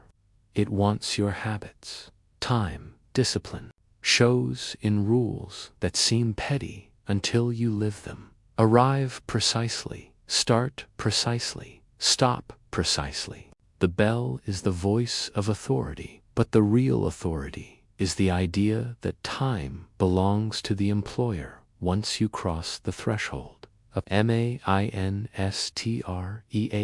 Historical fact fits this scene. 19th century factories helped normalize strict clock-based scheduling, enforcing it through supervision, fines, and written rules.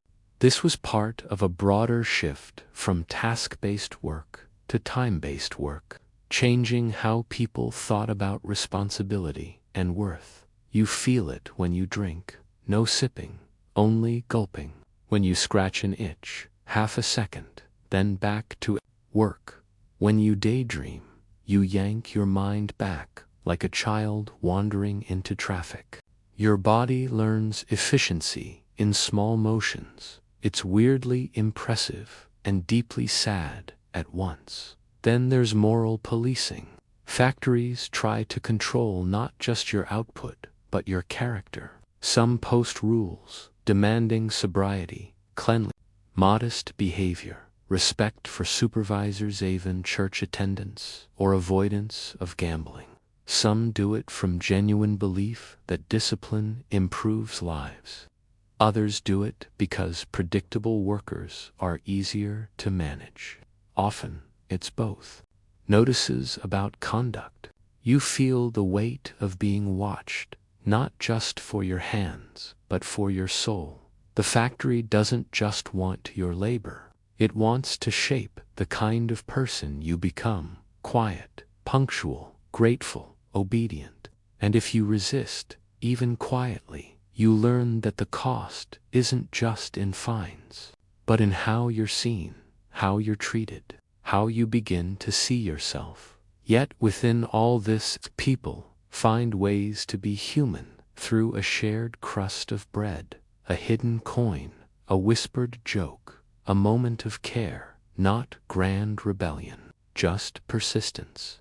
Just proof that even in a machine's roar, a heartbeat can still be heard.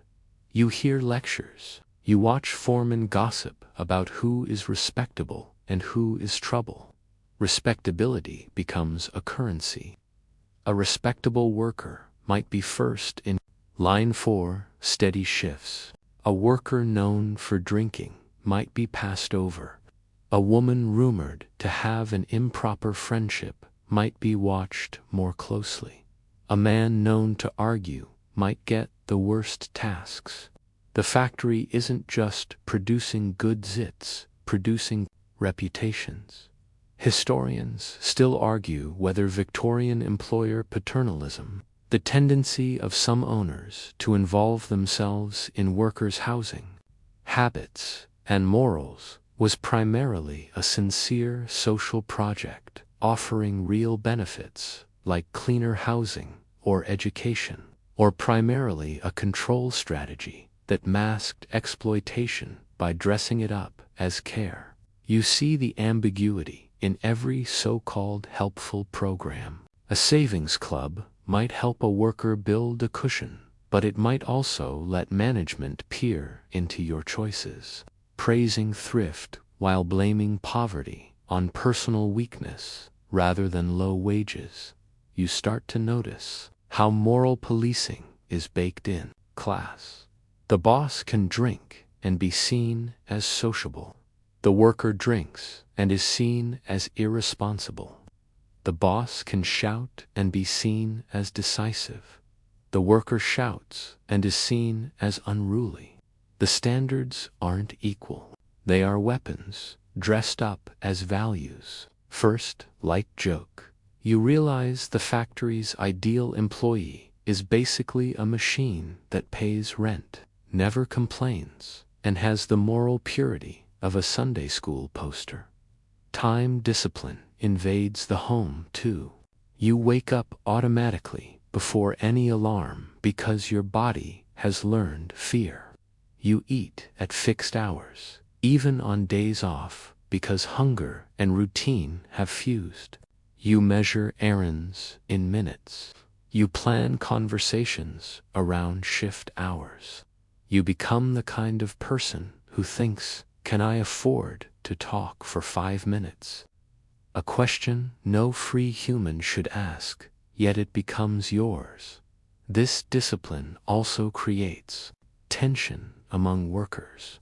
If your station depends on someone else's output, their slowness becomes your problem.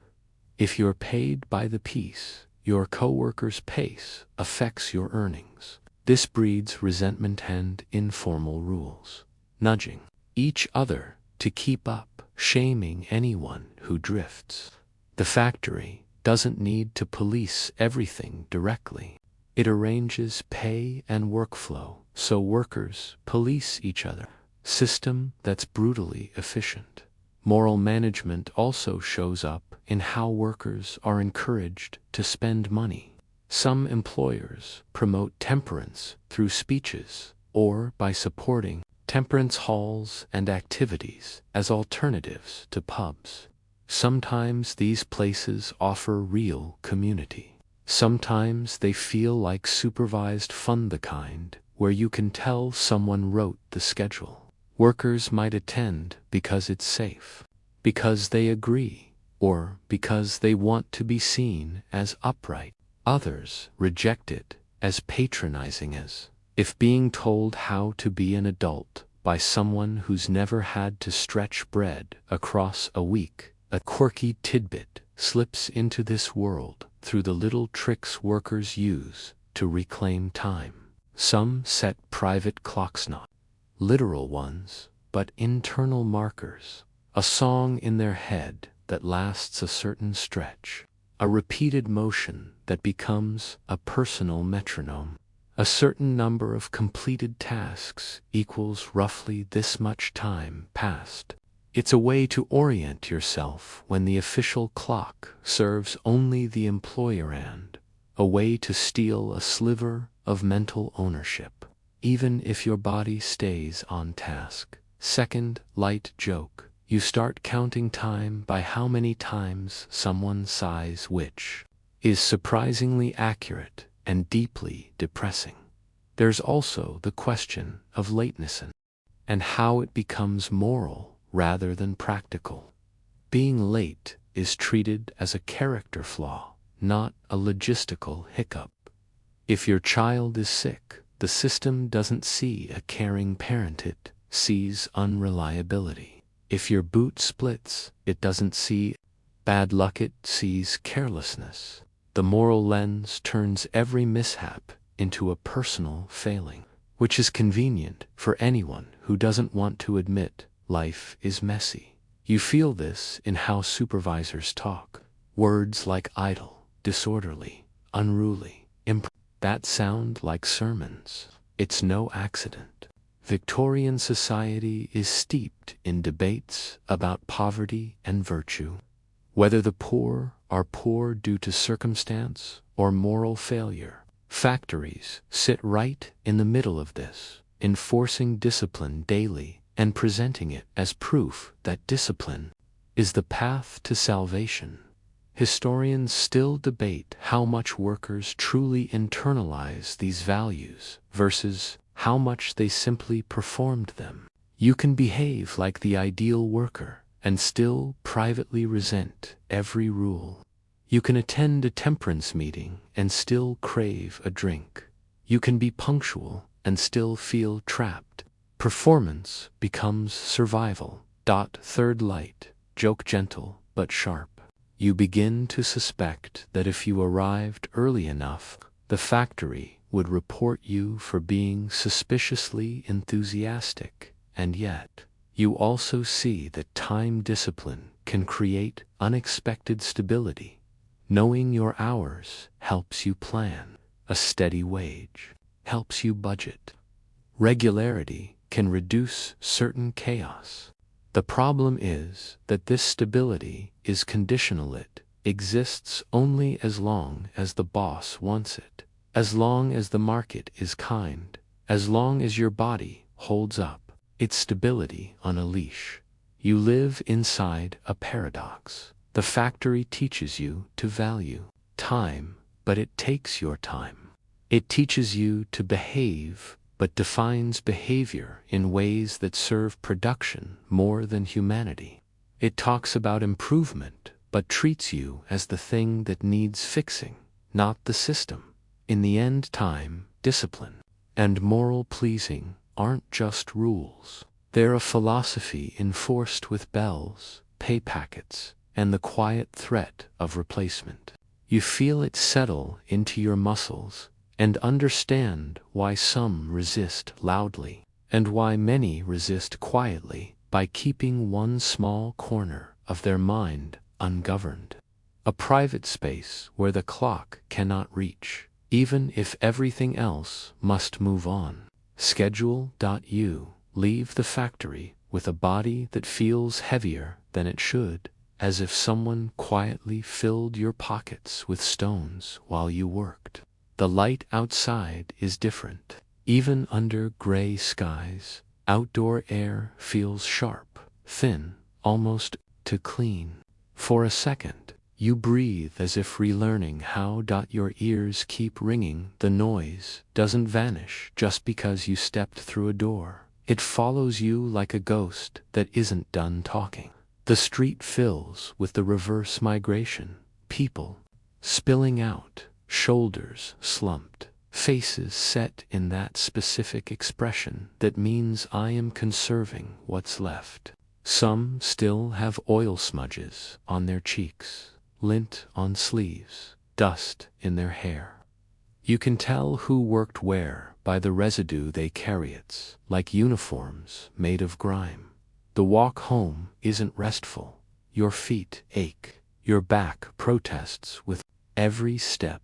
You dodge carts, puddles, uneven stones, and your balance feels off, as if your body was trained all day to stand still and now resents motion. First light joke. Your legs feel like they're filing a formal complaint, and your knees have already drafted the paperwork. A mainstream historical fact lives in this landscape. Rapid industrialization in Victorian Britain drives urban growth, and many workers live in densely packed housing near workplaces, often in terrace streets with limited sanitation and cramped rooms. It's not universal, but common enough to define industrial cities. The closeness is practical and suffocating. Everyone's life is stacked on top of everyone else's, and privacy becomes something you imagine rather than own. You reach home, and home is rarely quiet. If you live with family, the room is full of bodies and needs. If you lodge with strangers, routines collide. Someone is cooking or trying to. Someone is washing or waiting to wash. Someone is crying, laughing, coughing, arguing. Home isn't a sanctuary, it's another system that must run. Water becomes a small drama. You might have to fetch it, carry it, ration it, warm it. Washing your face becomes an act of stubborn dignity. Washing your hands takes time, and time is precious even now. Grime clings to the creases of your skin like it wants to stay. You scrub, and the water turns gray, not because you're clean, but because you've removed the day's evidence from the most visible places. If you bathe fully, it's not a long soak with candles and calm. It's a tin tub, if you're lucky, or a basin with cloth sand. The water might be shared among family members, cooled by the time it reaches you. In many homes, bathing is occasional, not daily, not because people dislike cleanliness, but because fuel, water, access, and space all cost money and effort. A private bathroom is a fantasy for most workers. Cleanliness is something you work at, not something the building provides. Then comes food again, but now it's more than fuel. It's the center of domestic labor. Someone must cook. Someone must wash pots. Someone must stretch ingredients. If you're cooking, You do it while exhausted, a special kind of tired that makes simple tasks feel like puzzles. If you're not, you might still chop, fetch, mind children, or just sit and let your body sag because sagging is what it wants most. A quirky tidbit appears in how people create comfort with almost nothing. Some families keep a scrap of lavender, carbolic soap, or a sachet to fight odors and make the room feel cared for. Others keep a sprig of greenery in a jarra, reminder that something can grow without being turned into profit. These tiny touches feel like rebellion because the outside world is soot and rules, and inside, you want at least one corner that belongs to you. You notice recovery isn't passive. Your muscles ache, and you must decide what to do. Some stretch, rub sore hands, soak feet if warm water exists. Others do nothing because nothing is possible. Sleep becomes a goal, but it's not always easy. Beds are shared, mattresses are thin, noise leaks through walls. If you live near the factory, you might still hear distant machinery, carts, late shift whistles. The city doesn't fully shut up. Historians still argue whether working-class domestic conditions improved over the Victorian era, mainly because wages rose and goods became cheaper, or mainly because public health reforms, sanitation projects, and housing changes slowly reshaped urban life. The truth shifts by time and place, but you feel how both matter. A bit more income helps. A cleaner street helps. A working sewer helps. Without structural change, a household can only do so much. With a bucket and hope, children shape the evening in ways both sweet and heavy. They need attention, but you're depleted. They want stories, but your voice is tired. They want play, but your body hurts. Sometimes you manage a small game anyway. Sometimes you just sit near them, and being near counts as love when energy is low.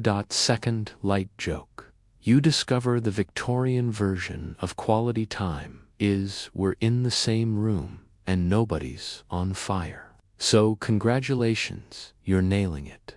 Laundry looms like a quiet threat. Clothes are damp with sweat and grime.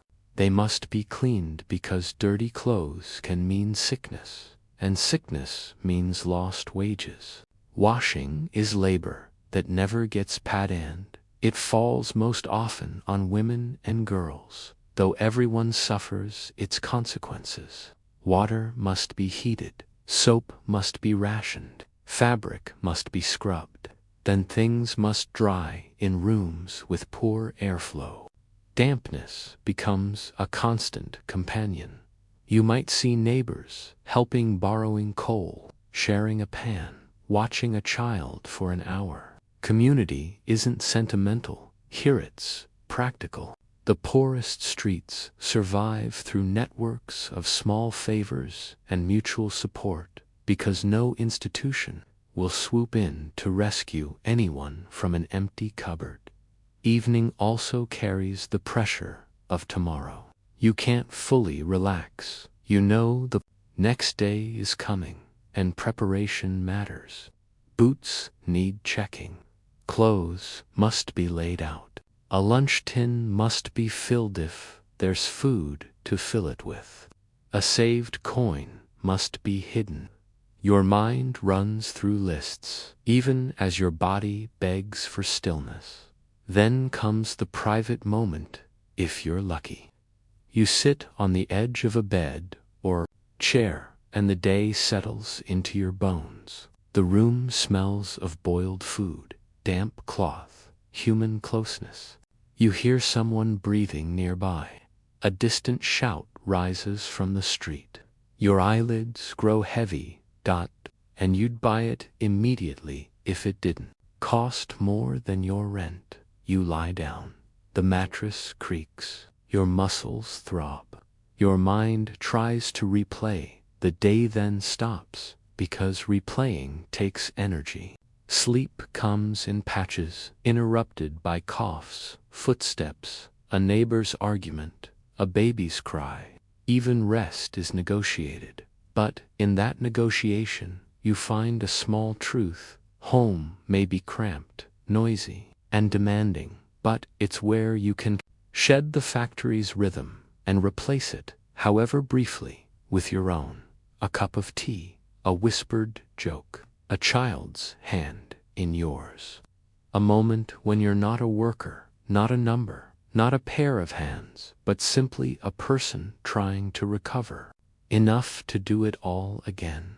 You discover that leisure in a Victorian industrial town isn't a wide-open meadow of free time. It's more like a handful of coins in your pocket that you keep checking, hoping they haven't vanished. When the work week finally loosens its grip, the first thing you feel isn't celebration, it's a strange quiet in your body, as if your muscles don't trust they're allowed to unclench. Sunday arrives with different sounds. Fewer carts, fewer shouted orders, more footsteps that linger. Instead of rushing, people wear their best versions of worn clothing, brushed, mended, made respectable through sheer stubbornness. A collar is straightened, a cap is cleaned, a dress is smoothed. First light joke, Sunday best is a magical concept where fabric becomes fancy simply because you're trying really hard. A mainstream historical fact lives in this rhythm. For much of Victorian Britain, Sunday is widely treated as a rest day, shaped by Christian practice and social expectation. Many businesses close. Church or chapel attendance plays a central role in community life. It's not absolute by place and period, but the cultural force is strong. Even if you're not devout, you feel the social gravity. The street notices who goes, who doesn't, hand files the information away like gossip with legs. You step into a church whore more often. For working-class communities, a chapel filled with hymns that rise and fall like breath. The sermon might offer comfort or moral instruction that feels like a lecture delivered to people who already know life is hard. Still, there's something real in the gathering. Warm bodies, familiar faces, a shared song. For some, faith is a deep anchor. For others, it's a weekly habit that offers structure, a place to sit, a place to be seen as respectably, place where your name isn't just a mark on a list. Outside religious spaces, Sunday has its own informal rules.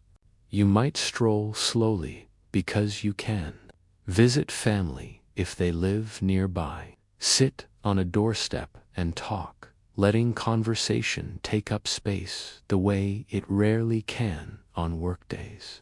Children are louder on Sundays. They run, they invent games, they turn a lane into a playground. Adults watch with affection and worry. The street is never fully safe, but the joy is too precious to shut down quickly. Food becomes slightly more ceremonial when possible. A better cut, a pudding, a pie, something that says this day is different. Not every household can manage it, but even a small upgrade matters. Tea is poured carefully. Bread is cut with more patience. If there's meat, it's talked about like an event. If not, the table still tries to feel like a table, not just a feeding station.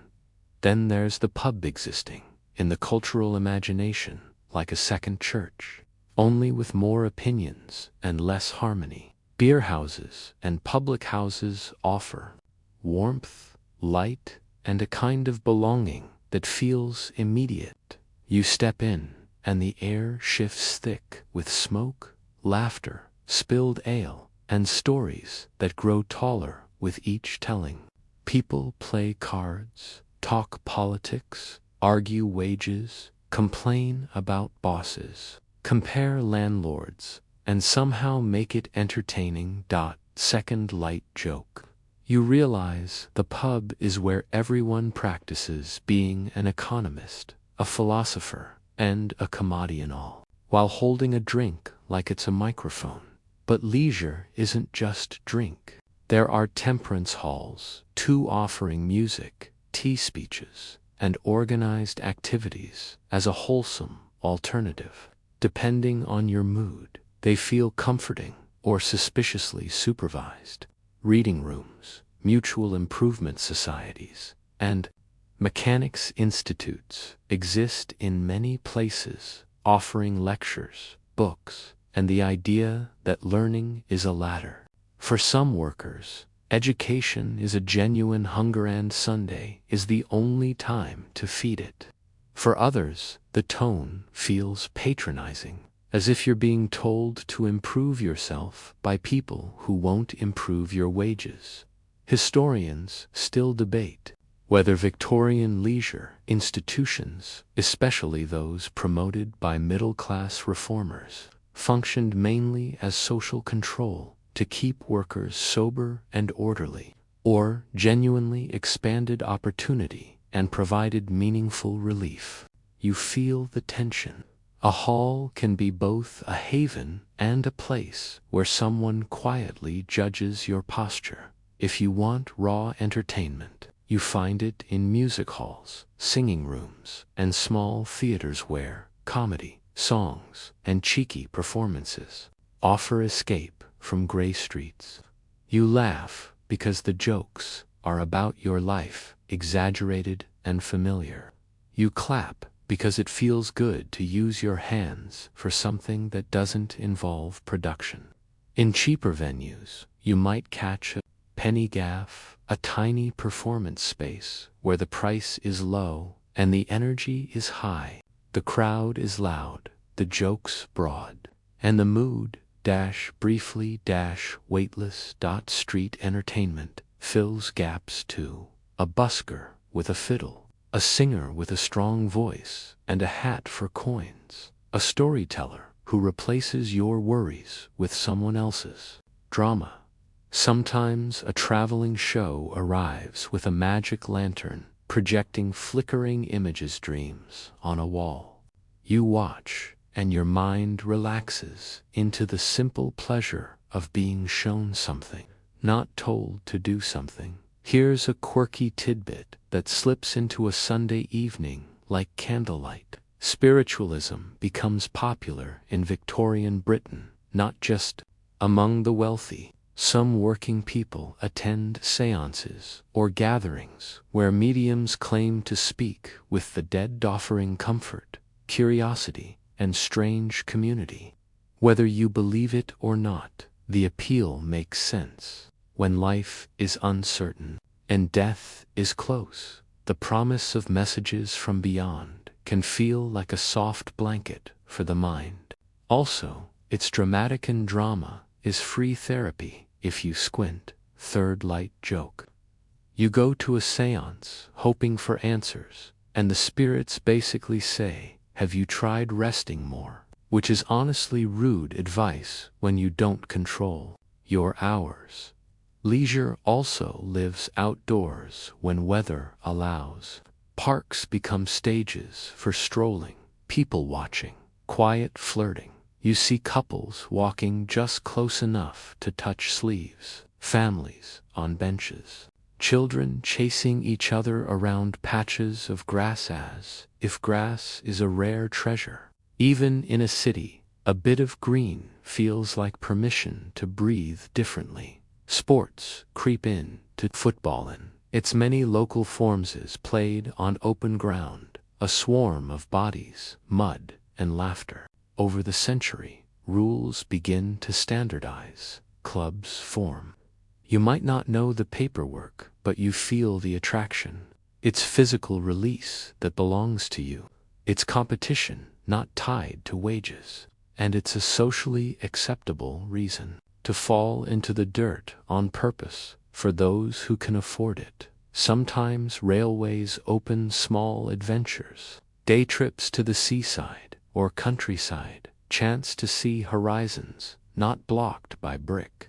Not everyone gets this, but the idea spreads that you can leave your street for a day and return with salt air in your hair and a story that isn't about work. Evening settles again into homes and closed rooms. You might sing, share a simple game, read a cheap newspaper or popular story, the kind that keeps you turning pages because the hero's troubles are dramatic, enough to make your own feel briefly lighter.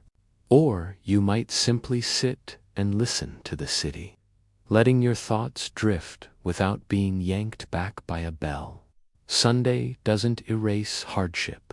It doesn't magically refill your energy like pouring water into a cracked cup, but it offers moments and real where you remember you're not only a worker, you're a person who can laugh, learn, flirt, sing, argue, dream, and sit still. The factory can shape the week, but it cannot fully own the private corners of your attention. And in those corners, even in a smoky pub, a quiet chapel, or a muddy football ground, you find tiny joys that make the next day feel barely possible.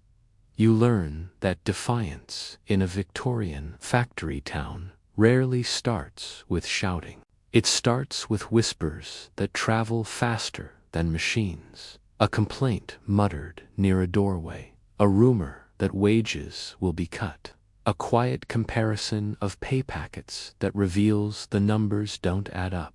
You see faces tighten not with drama, but with calculation. Everyone is doing the same math. How much can I endure? How much will I accept before endurance becomes surrender? The first step is rarely a strike. It's a meeting, sometimes in a pub's back room, sometimes in a chapel hall, sometimes in a crowded parlor where too many bodies pretend they aren't listening for footsteps outside. You sit among people who speak carefully. Names matter. Reputations matter. In many towns, employers watch for troublemakers, and being labeled can mean losing work, not just at one factory, but across the area if word spreads. A mainstream historical fact settles into the conversation like a heavy book on a small table. Trade unions and worker associations grow throughout the 19th century, facing legal restrictions and social hostility, but gradually becoming more organized and political. Early combinations are often treated as suspicious or illegal. Later, they gain uneven tolerance. By the late Victorian era, unions secure firmer legal recognition and public presence. The path isn't smooth, but workers keep building organizations. Because a lone worker is easy to ignore and a group is harder. The meeting has a rhythm. Someone keeps notes. Someone counts heads. Someone collects pennies for a fund because hunger is the oldest strikebreaker. A union fund isn't glamorous. Small coins gathered from already small wages, but it can keep families afloat for a week, 2 weeks, sometimes longer if the group is large and disciplined. You see how solidarity becomes practical. It's not a slogan, it's bread. There's also debate, and it's not polite. Some want to walk out immediately. Some want to petition first. Some fear eviction more than they hate the boss. Some have children who can't miss meals. Some believe the employer will fold quickly. Others have seen lockouts and know the employer can simply close the gates and wait for desperation to do the work. Historians still argue whether unions in this era were primarily vehicles for improving wages and conditions, or defensive institutions preserving craft status and excluding outsiders. Because both tendencies appear sometimes in the same organization, the decision to strike feels like stepping into weather.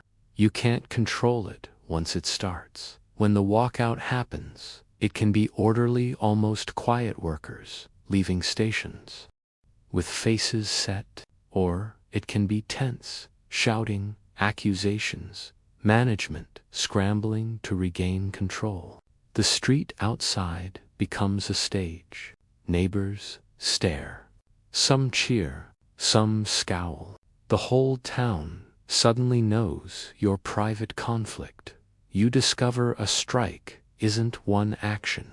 It's 1,000 tiny actions, repeated daily, standing outside gates, sharing news, refusing promises made to individuals, sending messages to other shops, asking others not to take your place. The word picket becomes real, not a textbook term, but a physical ache in your legs as you stand for hours in damp air, trying to look steady when your stomach is first light joke because your brain insists on making life bearable. You realize protesting is mostly just standing around with excellent posture and terrible snacks. So if anyone calls it idling, they should try it in the rain. Employers respond with their own tools. They hire replacement workers, strikebreakers, sometimes brought from other towns. They threaten eviction if housing is tied to employment. They use blacklists, informal networks of names that make it hard for organizers to find work later. They call police to keep gates cleared. Police often prioritize order over fairness. They can also wait. Waiting costs them money, but it can cost you survival. Your group tries to hold together anyway. People share food when they can. Women often play crucial roles, organizing relief, distributing funds, keeping households running, speaking at meetings, sometimes leading actions when their work and health are at stake. You hear speeches that are raw and direct, but powerful because they come from lived reality. In some communities, women's strikes become flashpoints that draw attention precisely because society expects women to be quiet when they're not. The shock itself becomes news. There's also quiet defiance inside the workplace when a strike isn't possible. Workers slow down without announcing it. They follow every rule so literally that production becomes ukuda, kind of obedience that turns into resistance. They help each other pass warnings, hide small mistakes from management, or share techniques that reduce strain even if it means slightly lower output. This isn't glamorous, but it's constant, and it reminds you that control is never total. A quirky tidbit lives in the darker edge of labor conflict, the kind people whisper about, then deny they've heard. Some union communities use intimidation against strikebreakers or workers who betray agreements. Tools might disappear. Work might be subtly sabotaged. A person might be visited at home by a group with stern faces. In certain trades, there are even named practices acts meant to enforce solidarity through quiet fear. It's not a clean story of heroes and villains. It's a messy story of people under pressure, making choices that can be principled, desperate, or both. Second light joke. You start to notice that everyone suddenly becomes an expert in ethics as soon as someone else is hungry, which is very convenient for people who aren't the ones skipping meals. The emotional strain is intense. You see friends argue, families disagree about whether to hold out. Someone breaks and returns to work not because they stopped believing, but but because their child's cough sounds worse at night. And belief doesn't buy medicine. The group might shame them, forgive them, or quietly accept the loss and move on. Solidarity is real, but it's made of humans, and humans have limits at the same time. Strikes can create a strange sense of dignity.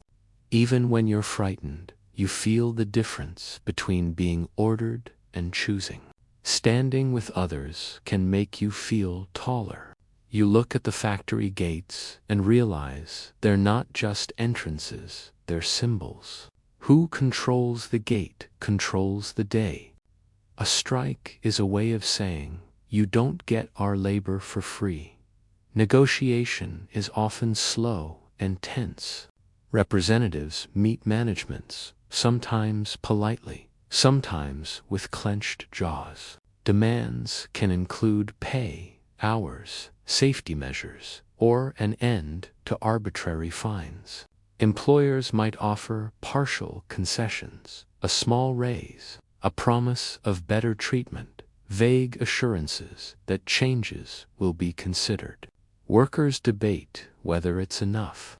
Some accept because survival demands it. Some reject it, knowing that accepting too little teaches management that pressure works. You also see how labor conflict ties into politics beyond the factory walls. People talk about voting rights, representation, laws that shape working life. In some places, working people join broader movements, believing that without political power, workplace victories will always be fragile. Others focus strictly on wages and conditions.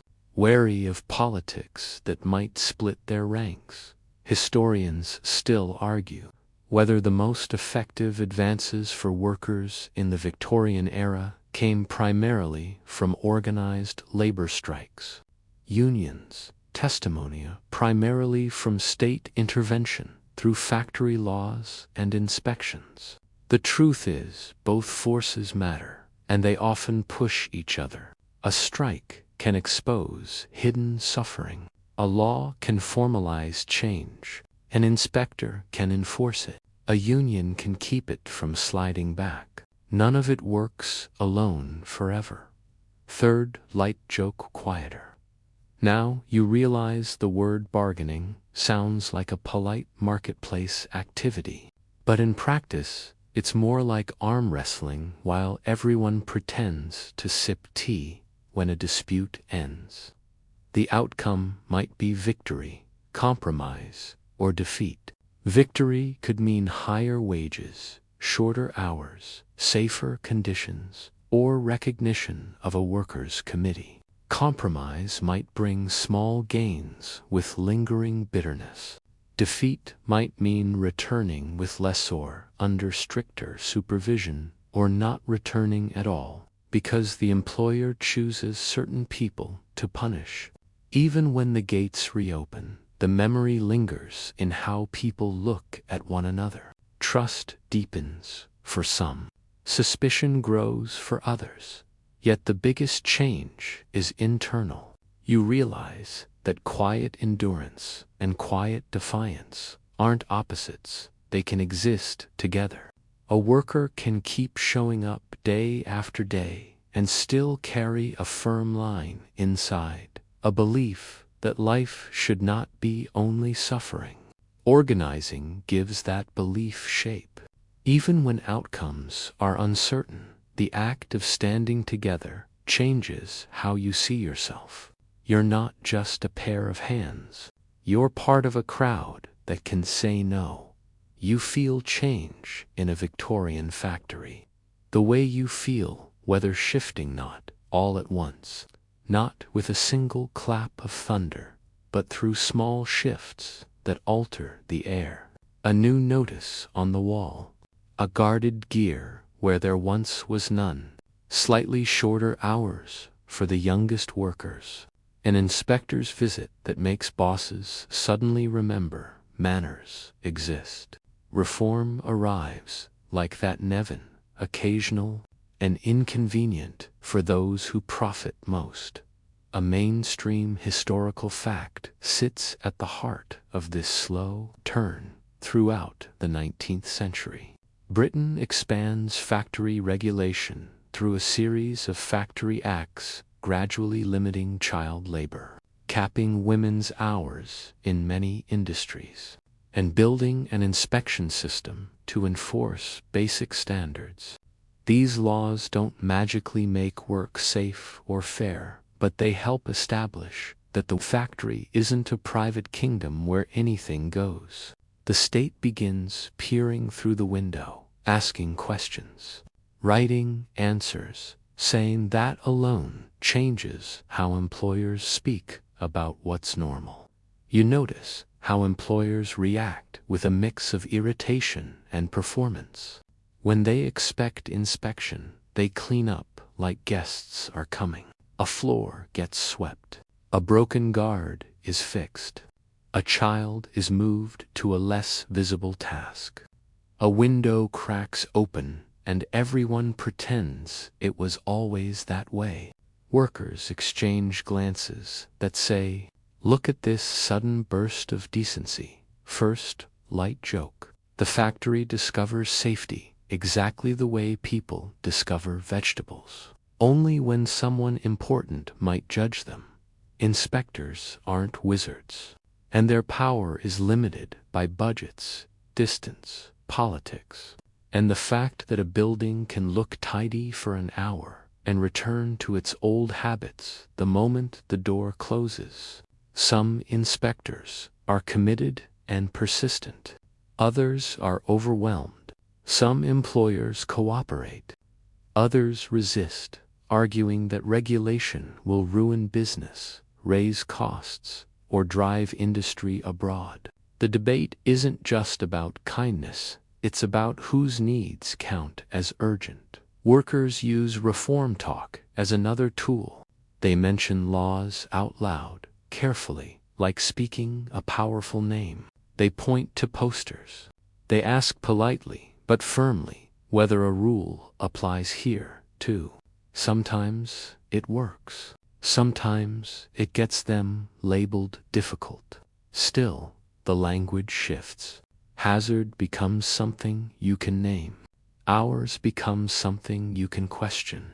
Treatment becomes something you can compare across workplaces. That comparison is a spark.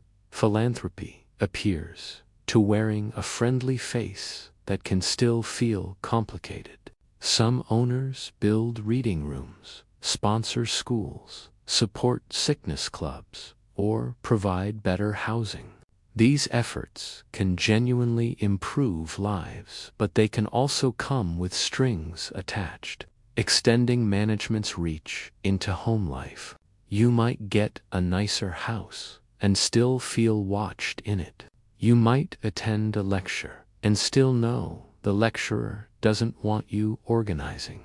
Comfort and control can share the same roof. Historians still debate whether the most significant improvements in Victorian factory life came mainly from bottom-up pressure strikes, unions, worker testimony, or from top-down interventional inspectors, public health reform.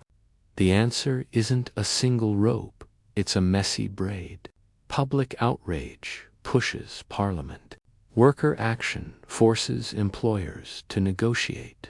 New medical ideas reshape what's acceptable. Technology reduces some risks while creating others. Change arrives from multiple directions, and never evenly. You also see how new ideas about efficiency begin to overlap with safety. A guarded belt is safer boo. You also see how new ideas about efficiency begin to overlap with safety. A guarded belt is safer, but it also reduces downtime from accidents. Better ventilation cuts sickness, keeping attendance steadier. Clearer workflow means fewer collisions and fewer mistakes. Some reforms happen because people care. Others happen because lost labor costs money. The uncomfortable truth is that a safer workplace can serve both morality and profiting that makes it easier to justify, which is both encouraging and mildly insulting. Second, light joke. You start to realize the boss loves humanitarian improvements the most when they come with a spreadsheet. Even if nobody here calls it that yet, memory forms in odd ways inside these walls. Older workers tell stories that sound like warnings and myths at once. They talk about the year the boiler failed and everyone ran. They recall winters so cold the ink in the ledger seemed to freeze. They remember the first time a woman stood up to a foreman, and the room went so quiet you could hear a belt slap from across the floor. Stories keep records when official ones ignore feelings. You notice how people treat the factory itself like a character in local folklore. A building earns a reputation.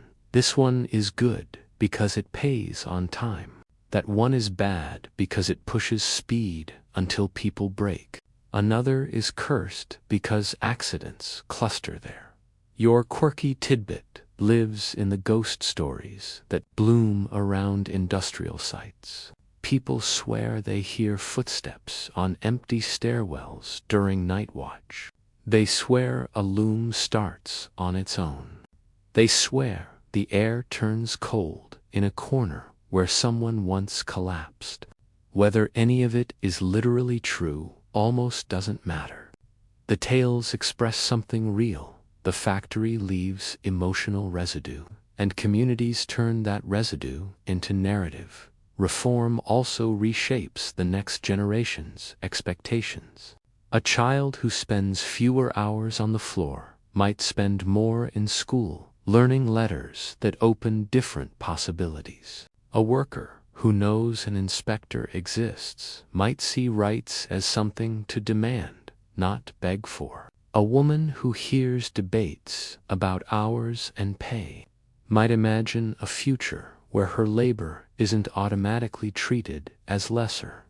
These aren't instant transformations. They're slow shifts in what people consider imaginable at the same time. New machines keep arriving with them. Fresh pressures, faster looms, more specialized roles, larger factories, more bureaucracy, time clocks that grow ever more precise, management techniques that treat workers like replaceable parts in a system to be optimized. Some changes soften the harshest extremes. Others introduce new forms of control. The struggle isn't simply between old cruelty and new kindness. It's between human needs and systems that constantly seek maximum output. You start to feel how Victorian factory life echoes into modern work culture, not by direct comparison, but through familiar ideas that punctuality equals virtue, that being busy equals worthiness, that rest must be earned. The factory helped sharpen those ideas into habits that outlive brick walls and steam engines. You see it in how people talk about time, effort, and the right to basic dignity. Third light, joke quiet and wry. You begin to suspect the loudest machine in the building is the one that turns human beings into job descriptions. Still, the story isn't only grim. It's also full of adaptation and stubborn creativity. Workers learn skills. They form friendships. They build communities that share resources and humor. They push back in ways large and small. They demand reform, and sometimes they win it. They live inside a system designed to reduce them, and they keep insisting on being whole people. You stand with that contradiction in your chest. The factory can be a place of injury and but it can also be where new identities form, where solidarity becomes real, where the language of rights begins to take root. Reform doesn't erase suffering, but it changes what suffering is allowed to look like in public. It turns private pain into public argument. And public argument, even when slow, is a kind of power. The pace eases now, like the city itself is exhaling. You let the noise fade into a distant hum, and you picture the factory not as a monster, not as a hero, but as a huge, breathing structure that once demanded so much from so many.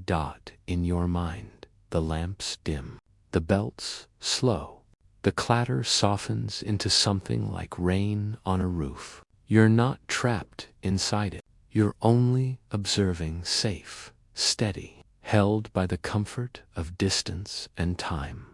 You imagine the workers leaving, not in a rush, not under orders, but simply walking, shoulders loosening, hands unclenching, faces turning toward quieter streets. You notice the little human details that outlast any machine. A shared joke, a carefully saved coin, a song that survives in memory, a kind gesture that never makes it into official records, but still counts as history. Your breathing steadies. The air becomes cleaner in your imagination, cool and gentle, as if the night has opened a window just for you. The factory walls blur, then soften, then become just another shape in the background of a sleeping city. The hard edges fade first, then the sharp sounds, then the tight feelings in your chest.